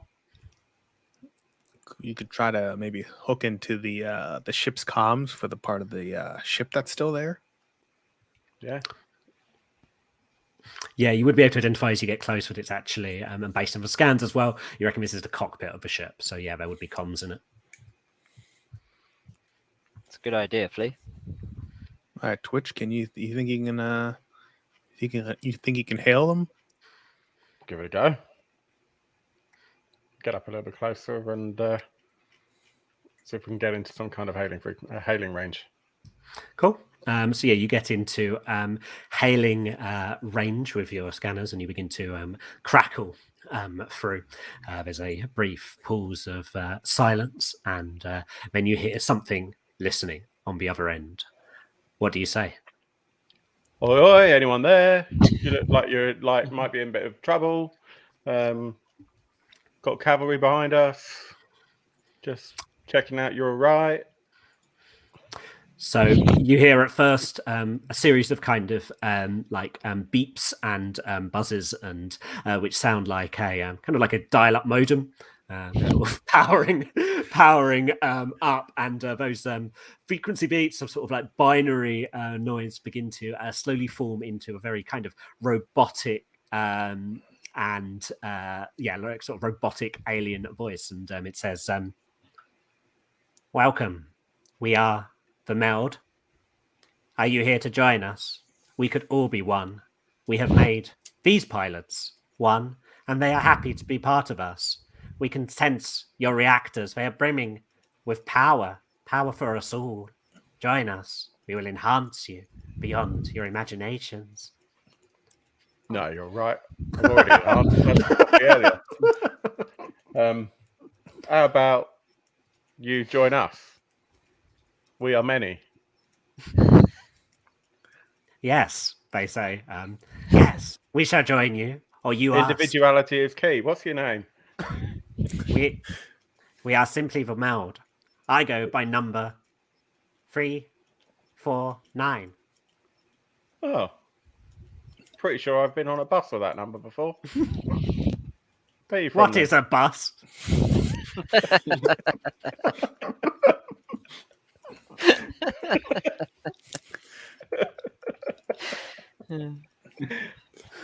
Where are you from then? We are from. Good. Where are we from? Where are we from? Where are we from? Beyond this place. You are very lonely here. So alone. So individual. Where we are from, we are all together. Come join us. And as you're having this conversation, you can see 4 figures looking at you from the top of the top of the skyscraper. Now, quite silhouetted, kind of shadows, but quite elongated and long, quite gangly. Still kind of humanoid, but quite tall, strange, gangly looking humanoids. Hey, Twitch. Ask them if they come from a giant glowing cube that glows green. Yeah. mate, 349. Are you like trying to? Are you assimilatey? I mean, you know, have you come from a great big square cubey thing in the sky? Do you have a not very benevolent ruler called Queenie? I mean, I don't know. I mean, I'm a bit confused, to be honest with you, because like you say that you're one, but then you've got a name, but your name's a number. And are you a number? Are you a free man? I don't get it. We are all numbers. Ultimately, we are all energy, all connected. Why aren't you all the same number? We are all the same number. So you're all 349. Yes, and you will soon be 349. You will all be 349. And you see these figures begin to clamber down the side of the building, kind of Spider-Man style. They seem to be able to stick and crawl, and they're clambering towards you. They're oddly fast, and they're within long range now. I don't want to be. I don't want to be a number, guys. And I like pull out the big gun. And I start shooting them because I just shout like I'll switch off the communications to 349 and I just say, guys, yeah, bang time.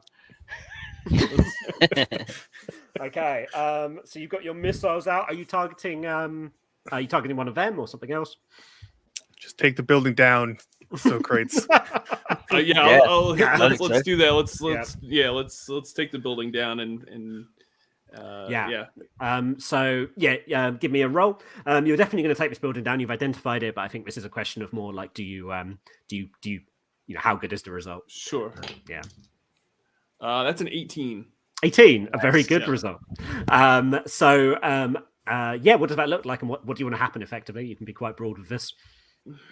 I think that like I'm sure like one of the corners of the sides of the building probably has some sort of like has probably gotten injured or or not injured, but it's probably taken away and we recognize that that's the weak spot structurally of the building, and that's what I aim for right away, and I just shoot like 2 missiles just as fast and as hard as I can into that one spot, and it just hits that and explodes, and then like for a split second it kind of stays in place, and we all kind of think that maybe I didn't quite do the job, but then all of a sudden you hear this rumble, and all of a sudden it just kind of just collapses all like just like in a split second. Nice. It does indeed. Yeah, it just suddenly begins to collapse. Pile of dust, of course, goes up as your missiles pound into its structural weak points as you perhaps all step back, and as the sort of wreckage begins to fall in front of you. You see a couple of things. You see the cockpit of the Atychos itself flung wide from the wreckage, sort of poking and up, jagged, and you realize kind of coated still in this sort of strange that black paint or fluid, and you also see it's probably just one of these 4 things, just a corpse, and you can see the corpse of what looks to have been one of the pilots, and you can see congealed around him is again this strange black paint sort of oozing through, blackish grey or slime paint, some very strange amorphous liquid swarming around it. The figures do not seem to be moving anymore. They seem to be crushed under the wreckage and really rendered apart beyond even whatever these things are to sustain them. What do you want to do? I think as I walk past them, I look down and I say, looks like they got the wrong number, and go towards the cockpit, and I start like going towards the cockpit there to see if there's anything salvageable. Yeah, so you get to the cockpit, and what you notice is there's a lot of this stuff on the cockpit, and in particular there's a large clump of it on the comms unit itself, and that's when you hear the same voice come to you and say, Why did you burn us? What did we do to you? We like individuality. But you are also alone.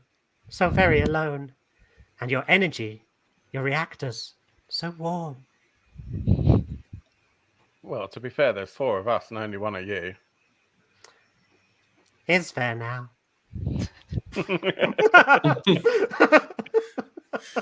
And so you see the cockpit is salvageable, and it's going to have some good parts, especially high-tech circuitry, but it is coated in this stuff which is talking to you.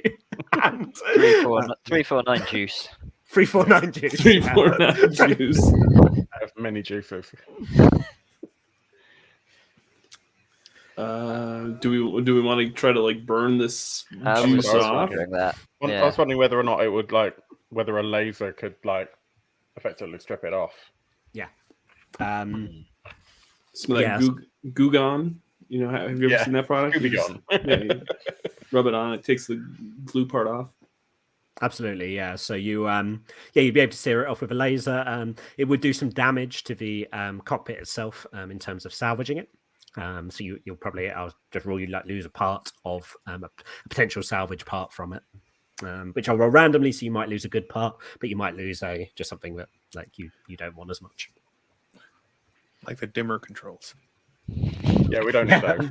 Yeah. The hue light switch. Oh, so you're going to light it up and just erase the goop.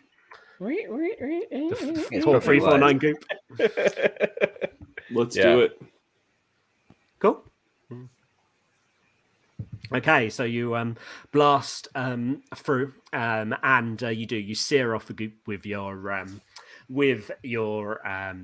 high pulse laser. You hear a final scattering of binary cloud out through your comms modules, which just slowly get quieter and quieter and quieter as you hear the voice say, "Why?" and you unfortunately in that process do blow up the circuitry on the cockpit, which are one of the more valuable bits. However, there still might be other parts you can salvage. Indeed, the salvager will notice there's optical glass on the screen itself, which can be used for lasers, or there's there's scrap metal and wiring looms, which are more basic parts, as well as performance fabrics, which are also basic parts for like parachutes and ejector systems. So the best part is the optical glass if you want to salvage that from it. Totally. Cool. Let's salvage that. Yeah. Cool. Yeah, What's happening with the people that were climbing out and running down and stuff? Did they all get? They've been crushed under the wreckage with a perfect hit. There's still one of their like bodies torn apart and a sort of clump of goo around that body, but it's just sort of inert around it. You swear at times it seems to be very, very, very slowly moving, but beyond that, you can't see any more of those things crawling out. You think you've dealt with them. They're so friendly. And yeah, presumably one of you harvests the optical glass. That will cost you an AP or an EP to do so, and that just goes on your thing as usual. One of my D&D players has jumped into the chat on this. This one about licking 349. Anyway, so I'll grab it because I can actually scavenge individual parts. So Nice. Cool. I'll use one of my points there to get the lenses or the glass that you had mentioned. Excellent. So yeah, you get that. For the moment, I mean, there are still these clumps of this goo, but they seem, unless you want to start rolling around in them, fairly. Just scrape off a little bit of the goo and like put it in a jar. Yeah. So, yeah. So that might be a bit risky. So if you want to give me a roll to do that. Yeah, of course. I got an 18. Nice. So you do it perfectly. You get it. You sort of pick it up. You see, it does seem to try to like move over your rigging hand, as though it's trying to coat you, cover you, become you.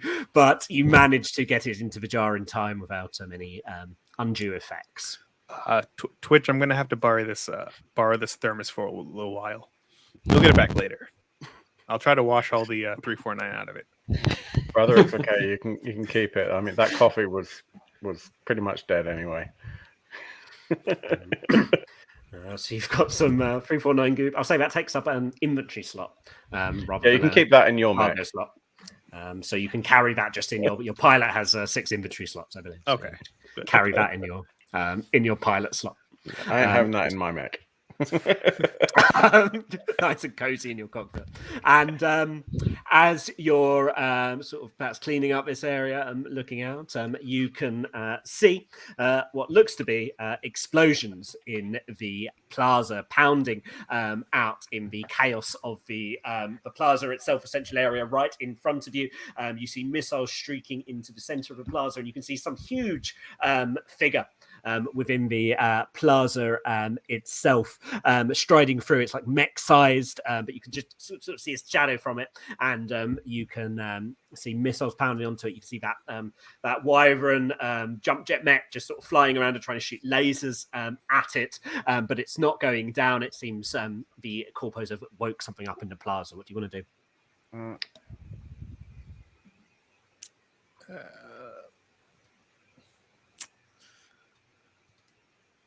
We could make use of the distraction and try and nip in and grab what we can and get out, but I don't know if that's a stupid idea or not. I mean, or we could just avoid. Yeah, that's giant also conflict. a good plan. Maybe we could, just kind of go around there and perhaps see if we could pick up some more scrap from either the industrial area or one of the other parts. I mean, I like my mech. I'd rather it not be like shot at unnecessarily. Can we go around there? I don't know if we can. I think pretty much we'd have to go back to the park in order to like avoid. I think we can go back through the underpass and then just travel around. So I think there was another entrance near the industrial area. Yeah. Oh, yeah, I guess we could. Yep. Might take a little while, but it should work. Mm-hmm. Yeah, so you can. So you want to like circle around? Yeah, I see. Yeah, it would take some time, but yeah, you'll circle around. Yeah, you can do that if you want to. Yeah. Cool. If that's the plan, then yeah, you begin to rapidly stomp away, the explosions echoing out in the distance as you bravely retreat and head out. Tactically retreat. Probably quite wisely.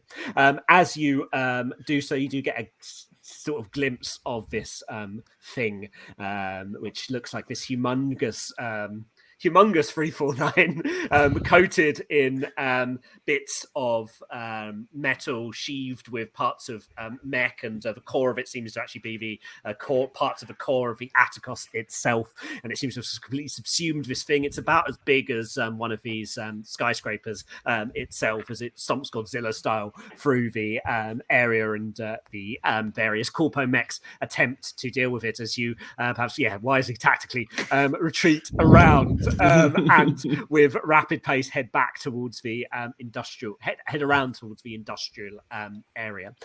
As you get to the industrial area, you can see it's of course a densely packed areas of factory. You can see fighting is still going on over into the distance, but the sound of explosions and crashing is still going on. But more pressingly in front of you is a huge part of the Atychos itself. It seems to be the engine block, and it's crashed through one of the what looks like an old meat factory within the industrial block itself. So you're in there now. There's some spicy salvage, but there's some fighting happening very close to you. Still, what do you want to do? If I learned anything from the 21st century documentaries I've seen, the meat factory is an incredibly safe place. So we should definitely head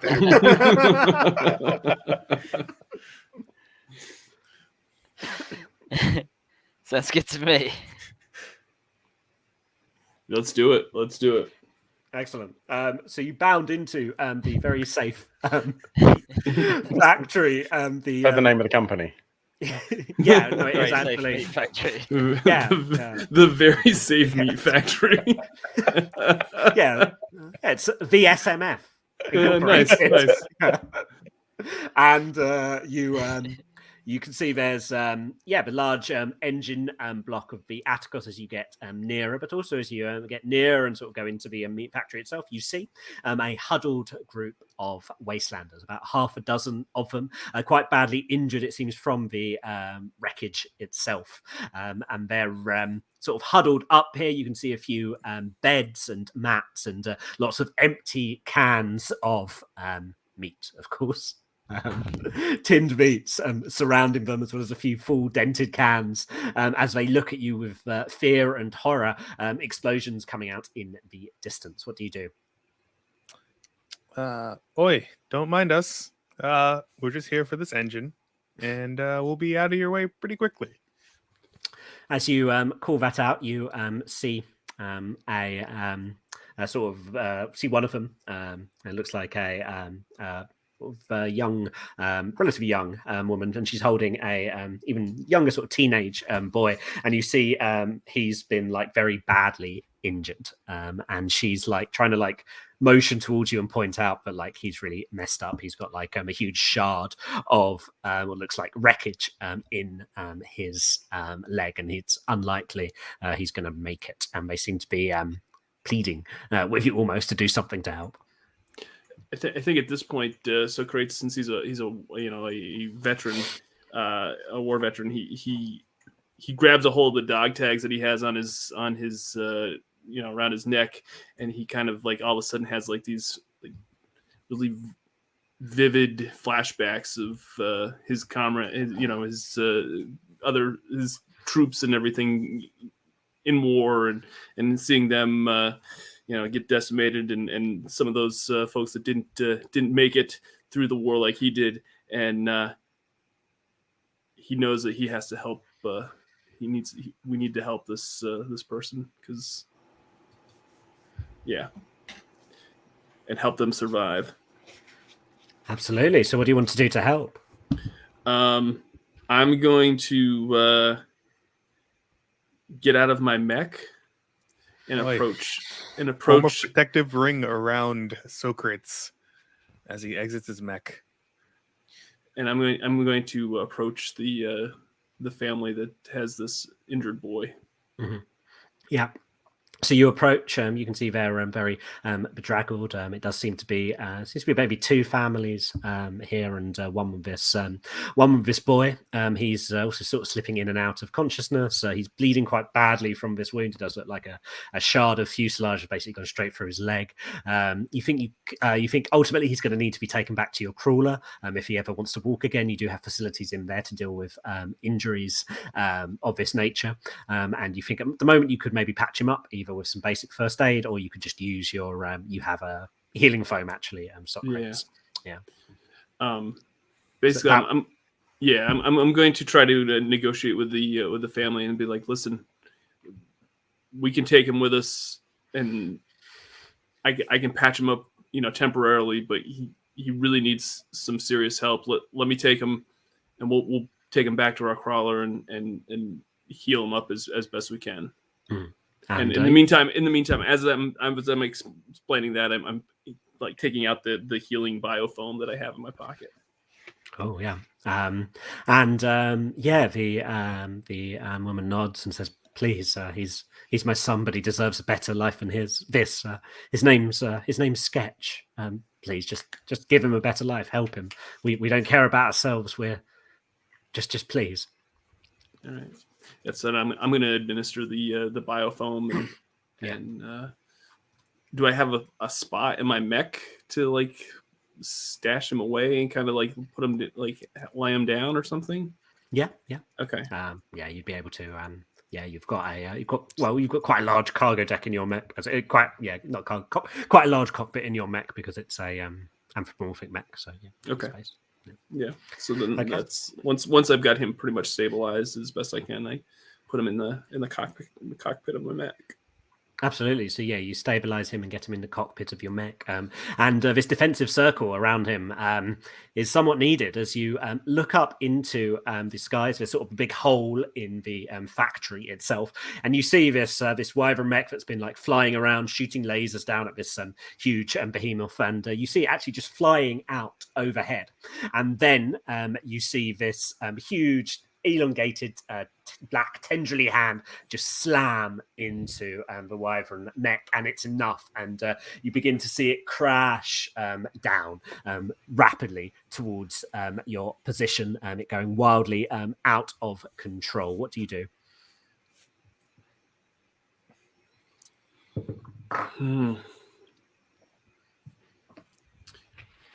Okay. Can we see which direction it looks like it's going to go in?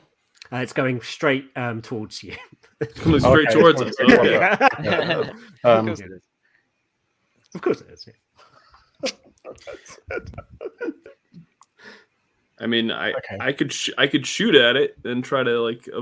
You're not in your mech. Or you're in well, the I mech? just got yeah, into my mech to Yeah. secure my secure sketch. Yeah, I'm happy to say you can take a shot if you want to try. Yeah. Okay, yeah, that's what I'm gonna do. I'm gonna try to I'll aim up and try to shoot at it before it gets down to us, so that way it doesn't totally just take us out. Yeah, give me a roll. That's a 16. Nice. That's a direct hit. So your missiles fly through the air, and you do.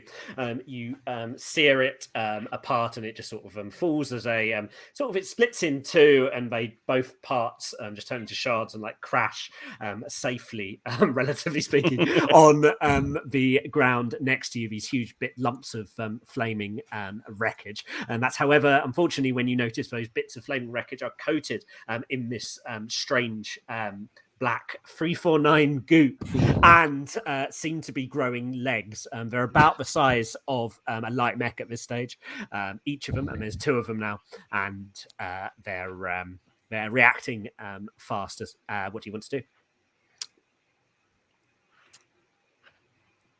I'm going to fire up my welding laser and see if I can. Sorry, Neil, what did you say? Hey, it's the exact same as you. Blast off the laser. Cool. Give me a roll. So, which one? Both of us? But one of you, I guess. We'll go back and forth. So. Go on, Phil. Yeah. I got a 17. Cool. That's a direct hit. What weapon are you using? Sorry. My welding laser. Your welding laser, nice. So yeah, you race up to the thing and begin to sear your welding laser into it. A direct hit, which is going to do 2 points of structure damage. It does seem to be effective against the thing, and you see the goop sort of like reforming around the shell of the sort of half of the mech, tendril sort of sprouting out of it. It's still about fighting fit, and it attempts to leap onto your mech, and it does so successfully. So what remains of the wreckage, you sort of welding laser through it, leaps onto your mech, multiple tendrils, and bursting into you, and you take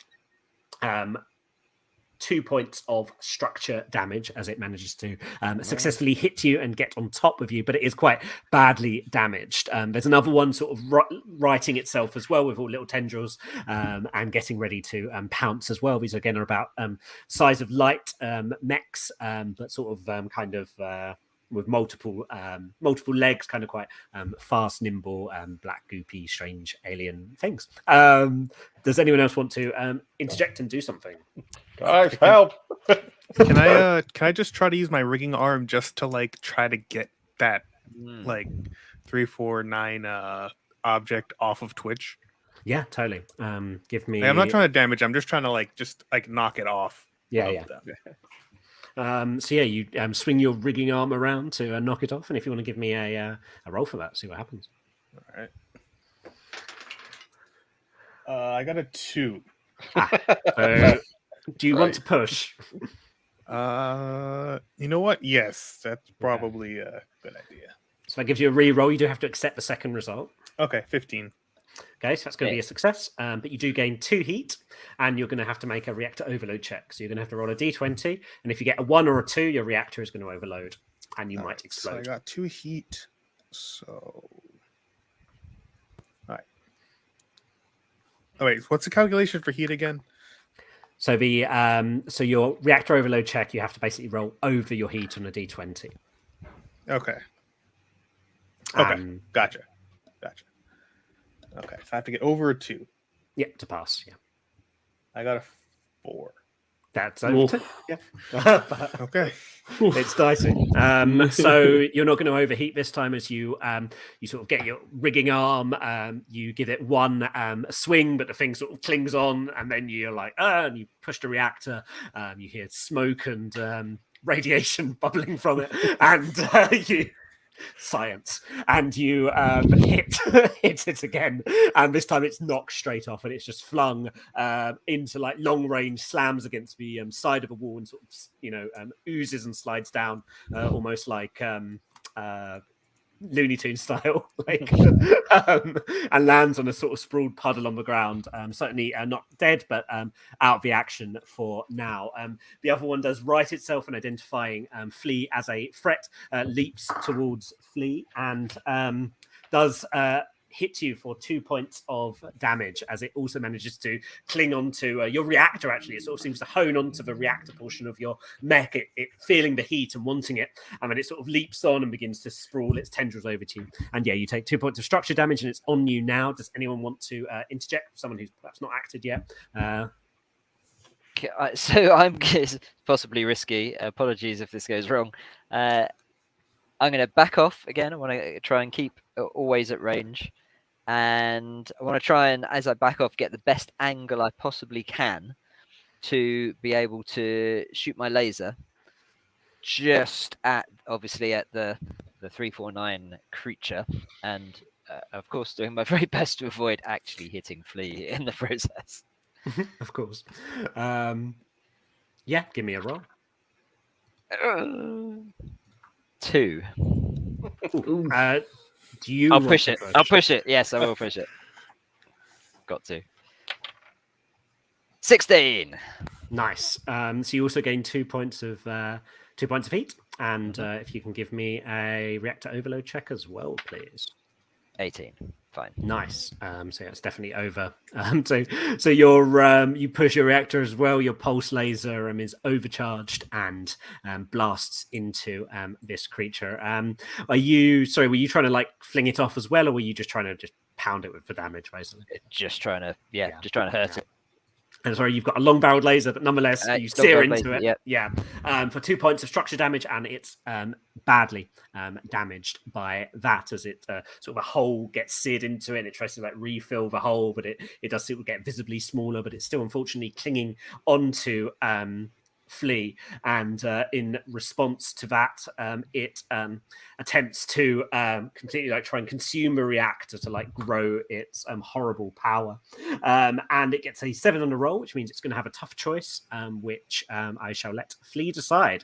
So basically now it's not quite attacking you, it seems to actually be trying to like consume your reactor to like grow itself and spread through it, and it's rolled a tough choice to attempt to do that. So what tough choice do you want to give it? Bit tricky, maybe, but conceptually, but yeah. I can offer suggestions if you can't think of anything, but I'll I can't. What suggestions might you have? So these things are inherently connected, as they are a sort of a strange nanite entity. So one suggestion with a tough choice would be that it would effectively get to your, it would succeed in getting its reactor, but it would destroy its friend, as it were, completely, and then your reactor would then be kind of slowly infected by it. You wouldn't be out of the game, of course, but you'd be in a bit of trouble. Someone would have to help you. That could be a tough choice. Yeah. Oh, so it's trying to open up like basically the reactor of the mech that it's consuming. Yeah, which is yours. Ah. Yeah. It draws energy from reactors. It draws energy from reactors and can grow stronger from it, basically. Okay. Panny, we have a question in the chat that says, can you push a reactor overload check? No.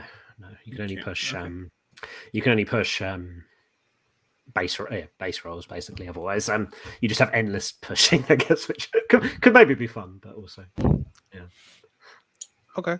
So we'll go. I'll go with the suggestion that you had. That it goes with it. It gets the reactor, but like the other 349 thing kind of gets incapacitated.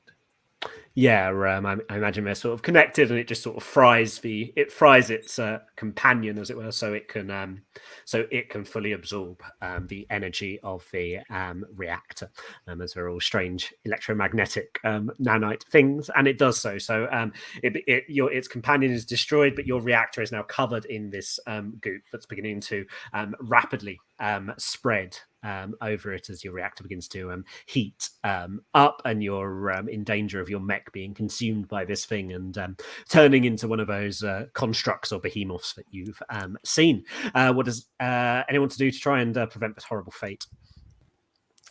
I think I got some of it on me, guys. Yeah, I'll say as a note to that, it's sort of not here anymore. It is just on your reactor now, oozing over you. I'm quite happy to try and do exactly what Flea did to me and just try and smack this thing off with my rigging arm. That seemed to work fairly well. So this might be a bit trickier as it's kind of it's like oozing over Flea's reactor now. So it's not so much a creature that's clinging on to Flea's reactor as much as it is on it. So if you were to try and bash it off, you could try, but you'd be bashing into the reactor itself. Okay, sort of like bashing a computer to fix it, which could work, but it might do damage to the reactor, and there might be other consequences. Would it be possible, with my engineering brain on, would it be possible to intentionally disable the reactor? Yep. Would that be something that Flea could do from the cockpit? Would that be a better? Flea could try and shut down their mech, which would turn the reactor off, which would stop the thing from drawing power from it. It would put Flea in quite a vulnerable position. Shutdown mechs take double damage, but there is no other combatants here right now. But would it be? What I'm thinking as an engineer is it would be better to shut the reactor down and then repair/restart it than have the reactor compromised and then have it as a failed module. You can risk that and try it. Yeah, do you want to? I actually have an idea. So they're attracted to the reactor, right? Right. Can I deploy a reactor flare module? Oh, since it's reactor powered, would they be attracted to the flare? That's cool. There you go. Good thinking. Can I try that? Yeah. So that will cost you some EP, I believe. Yes. And if you want to give me a roll, let's see how successful this plan is. 8. 8. Okay. Do you want to push or do you want the tough choice? I'll push it. Why not? Wow. Okay, 19. 19. Okay, so that's going to be a success. But if you want to gain 2 heat and then give me a reactor overload check, please. All right. And this is going to be a reactor. You need more than 4 now. Okay, 20. Nice. Yeah. Nailed it. So this plan works. You get your reactor flare, which is of course powered by your reactor itself. The reactor begins to rapidly heat up as your flare module begins to shoot out of the reactor itself. The meld, the 349, begins to instinctively ooze up towards the this high point of heat, and it sort of coats over it and then is just shot out from the reactor flare itself. Parts of it are seared away, and the rest just like Team Rocket style flies into the horizon. And after all that, your reactor's taken some superficial damage. Your mech techs back home probably aren't going to be happy, but you're not one of the meld, so that's good news. That was cool. Good plan. That was great. Nice job. Let's quick thinking, All right. I don't know how much longer you all want to stay here, but I I got to get Sketch back to. Oh yeah, we gotta see how much salvage we can get from this engine and head out of here. Yeah. Yep. So yeah, you can. There's lots of interesting stuff in the engines. There's things you can get fuel, which is a good part. It's used for explosives, and you can get obviously basic scrap, but that's less interesting. You can get explosive material specifically as well, which is also for explosives. And though the best thing about the engine is the rare earth metals, which are a tech-free thing, which let you, which are for like high end, like rail guns and things like that. Cool. Let's see. How many? I think combined we have 7 storage slots between the 2 mechs that can actually hold cargo. Yeah, I've got 3. Yeah. You can only, unfortunately, take when you salvage. You can take one thing from it, basically. So it's you salvage it and you get a thing. Yeah. Oh, okay. Then we're fine. Yeah, we're fine. Yeah.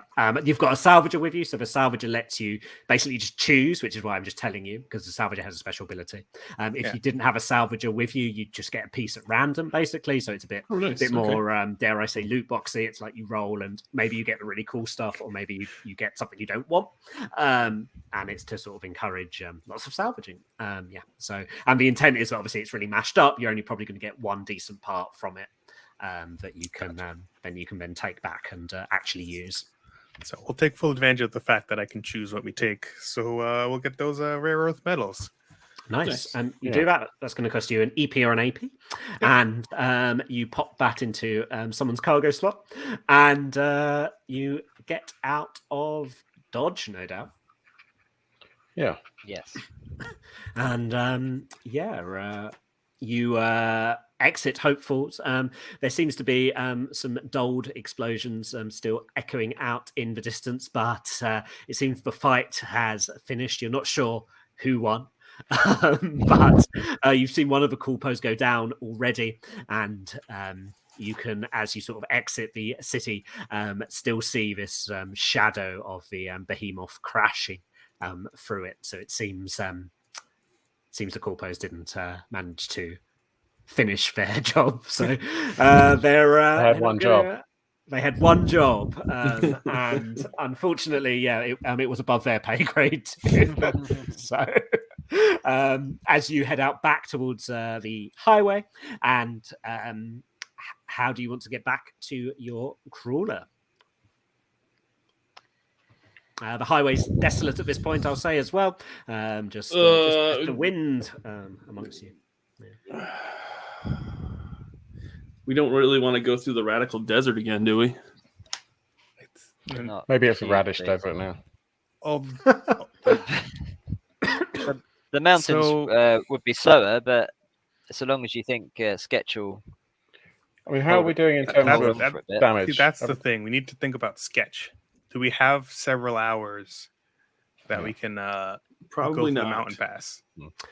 Sketch is stabilized, but they're not in a good state. You'd be going a slower route. Yeah, you'd be risking Sketch just ultimately dying from their injuries from the industry of the world. From very safe meat. How's everyone's mechs holding up? By the way, has anyone taken any significant damage? Yeah, I got minor damage. I've got minor damage, but I can only take minor damage, so I'm, because I can do a field repair whilst we're out of combat. Okay. And just try and help everyone out a bit. My mech should survive if we try to go through the desert. Yeah, I think mine will probably survive. Well, I mean, take 10 minutes and I can just heal everyone up a bit.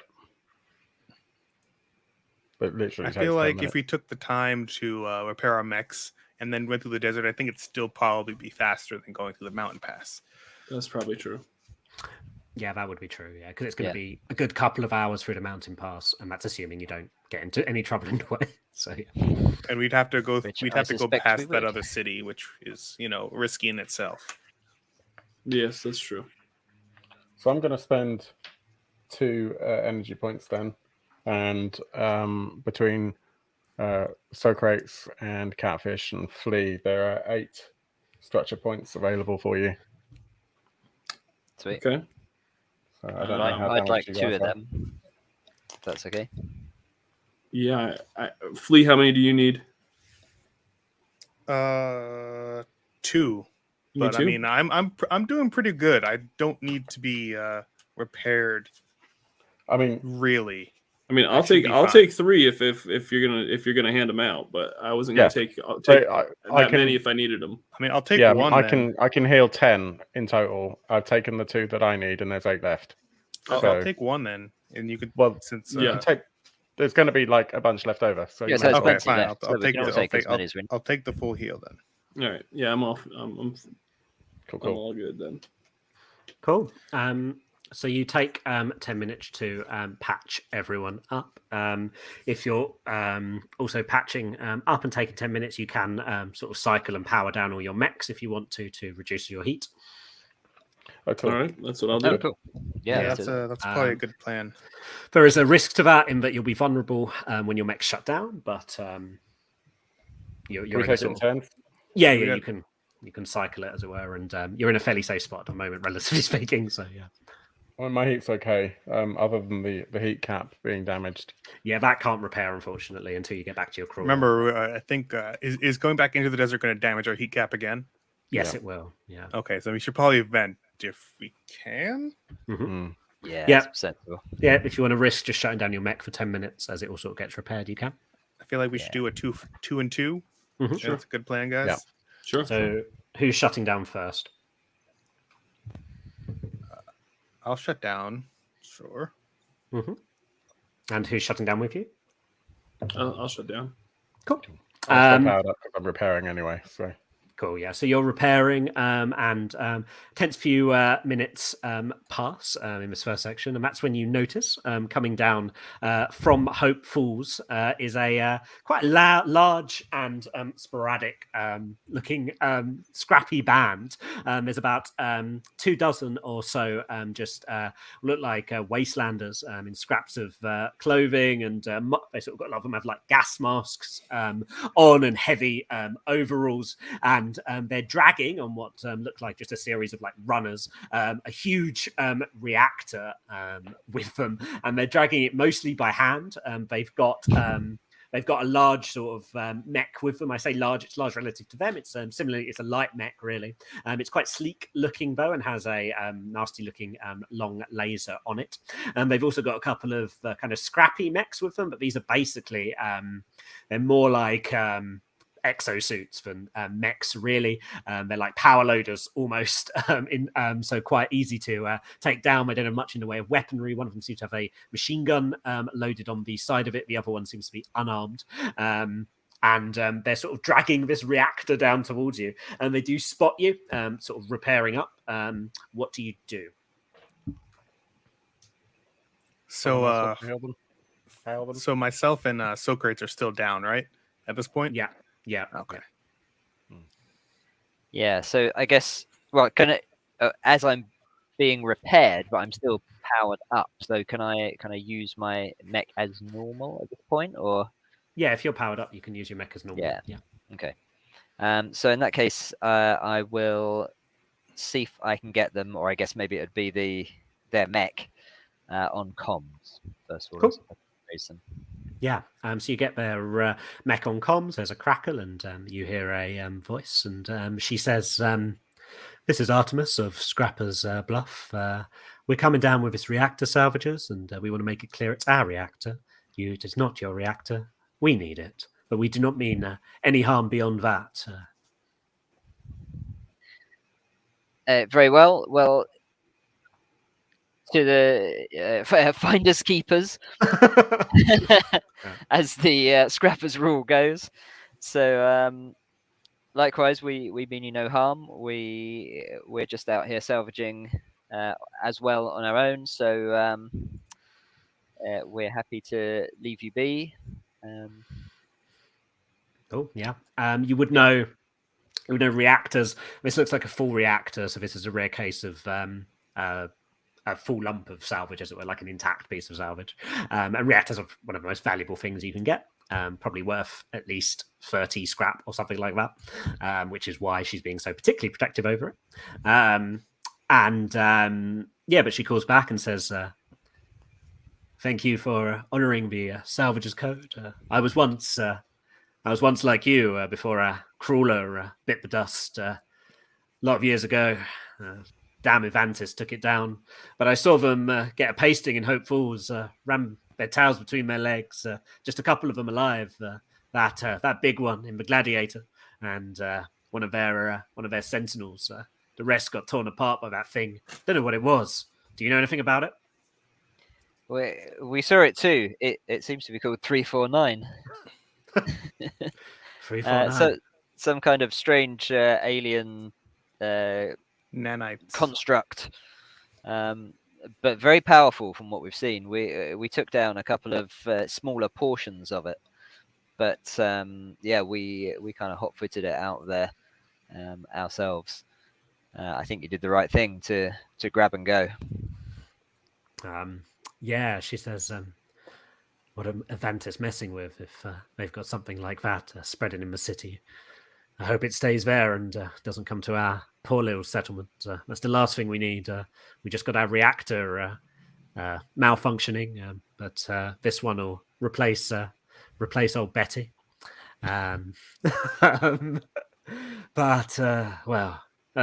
That's another worry for another day. Well, thank you kindly, salvagers, and if you're ever by Scrapper's Bluff, we'll repay you the favour, and you can come in for some hot grog and some talk of the wastelands. That sounds good. We might take you up on that. Thank you. And beyond that, she says, well, thank you. Over and out. We need to get home before sunset. And you see them continue to drag this reactor down the path and up towards the highway. By then, your mechs will all be repaired by your jobs, and your heat's cycled out and back down to zero. You see the procession begin to go down the highway out towards Scrapper's Bluff. And now what do you want to do? All right. Can Find those suckers and blow them up? No. Well, I was wondering whether we would do that, but Nah. We're not no bad law people. in the wastes. exactly. Oh, we found them, finders keepers and all that. Yeah. So can I use my deep survey scanner and see if we can chart a path across the desert that'd be effective? Yeah.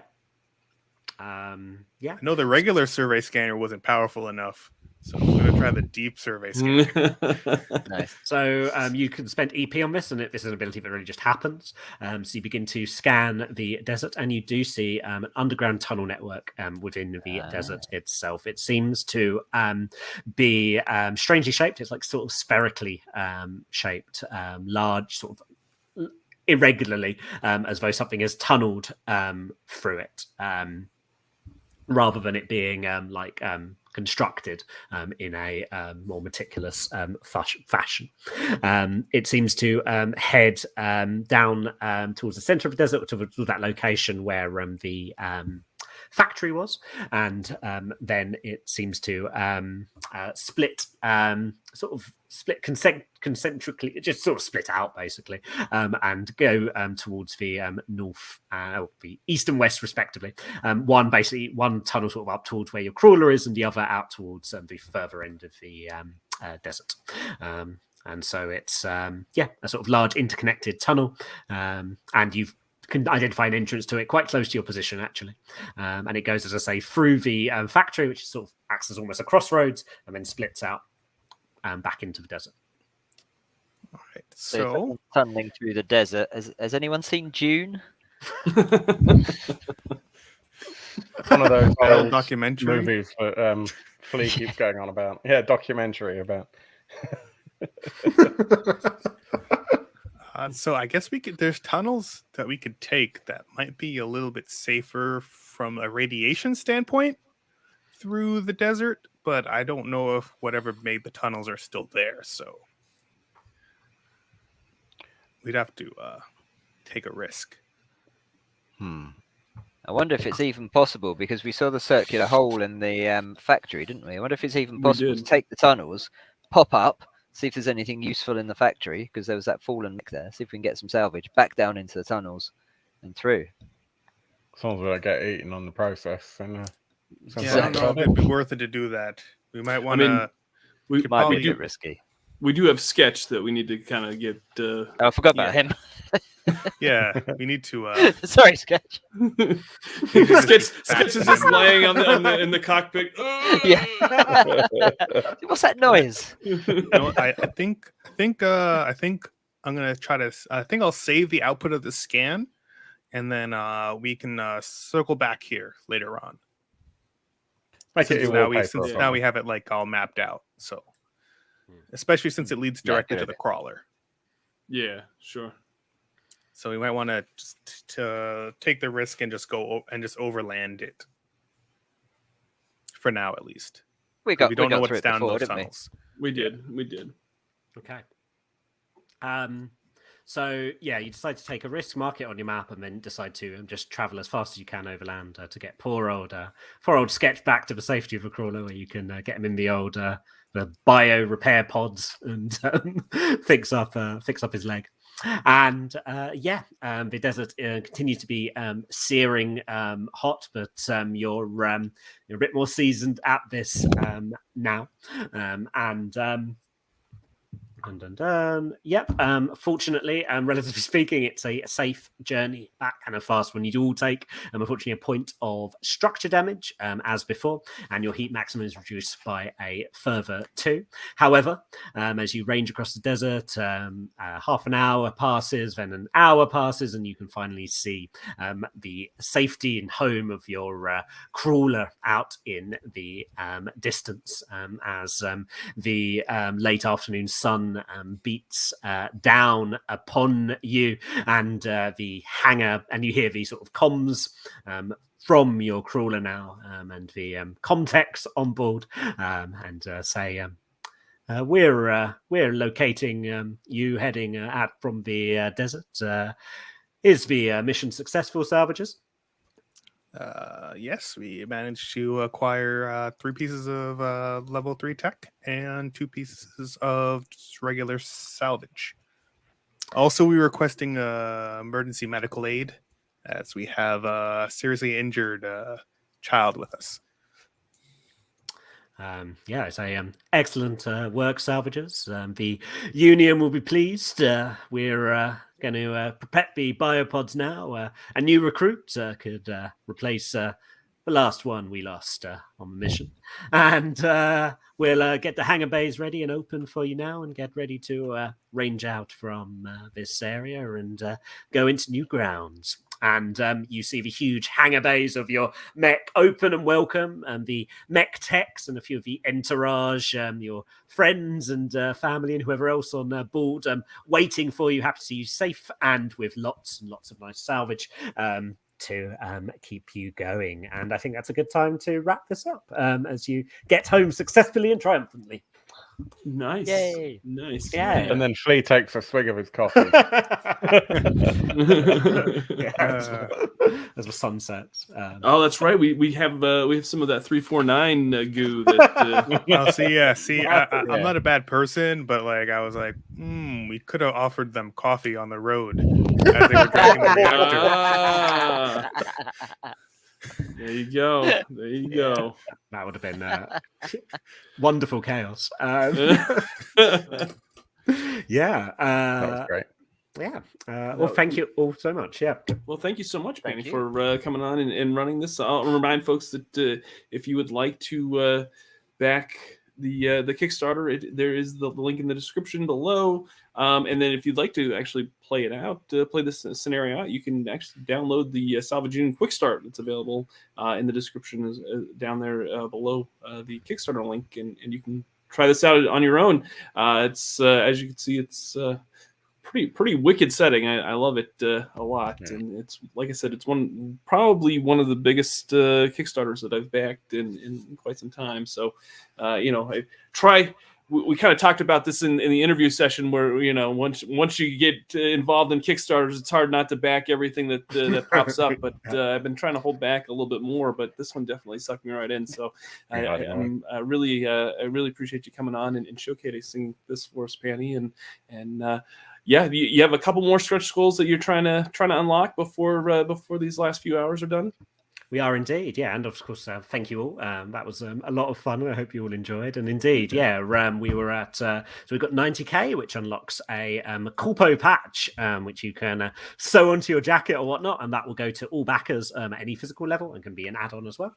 I mean, 100k is what we're really excited about if we do it, which is a soundtrack, a full 60-minute soundtrack of the game by Greg Illage, who, if you've watched the Salvage Union trailer, that song was made by the same composer, and we're going to extend that out to a full 60-minute soundtrack, which will be awesome, and I'd love to get that. But also, I've been totally overwhelmed so far. Like, we've really just started out as a company, and it's just the response to this has been incredible, and we just thank you all so much for your amazing support and everything. Because honestly, I'm in nerd heaven at the moment, like living the dream. So we're really excited for you, and you know, getting to do something that you love to do, and do it as you know, as a job is in a profession is something rare. So, you know, we're excited for you and for your company, and can't wait to see the progress of Salvage Union, this line in 2022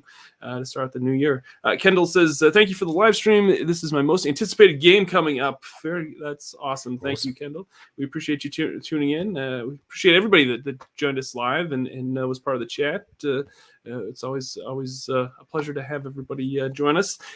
If you are excited for Salvage Union, make sure to hit that like button down below and let us know that you backed it. And let us know if you download the quick start and if you got to play it with your crew. And look at that, Phil actually has a physical copy. Oh, and Panny does too. Look at that. Yeah, you can. Phil's totally the one to blame for me opening up my wallet to you, Panny, for this Kickstarter. I see. He's the one that actually was like, "Hey, have you seen this?" And then sent me over video clips of him thumbing through the quick start that he has there that he got from Dragon Meat. So, yeah, it's really, really top notch. We're excited for you. So awesome. That's gonna do it for this session. Thank you to Brandon. Thank you to Phil. Thank you to Neil for joining us.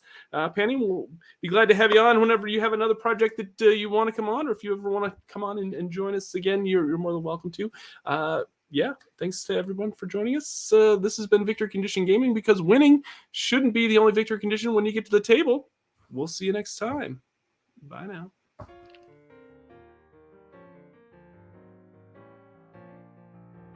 Thanks so much for watching this video. If you would be so kind, and make sure you hit that like, comment, and subscribe, all the YouTube jazz that we're supposed to do here. It really is greatly appreciated. And if you'd like to support us more, you can check us out on Patreon. Just go to patreon.com/Victory Condition Gaming. We have all sorts of Patreon perks, and it definitely helps support our show.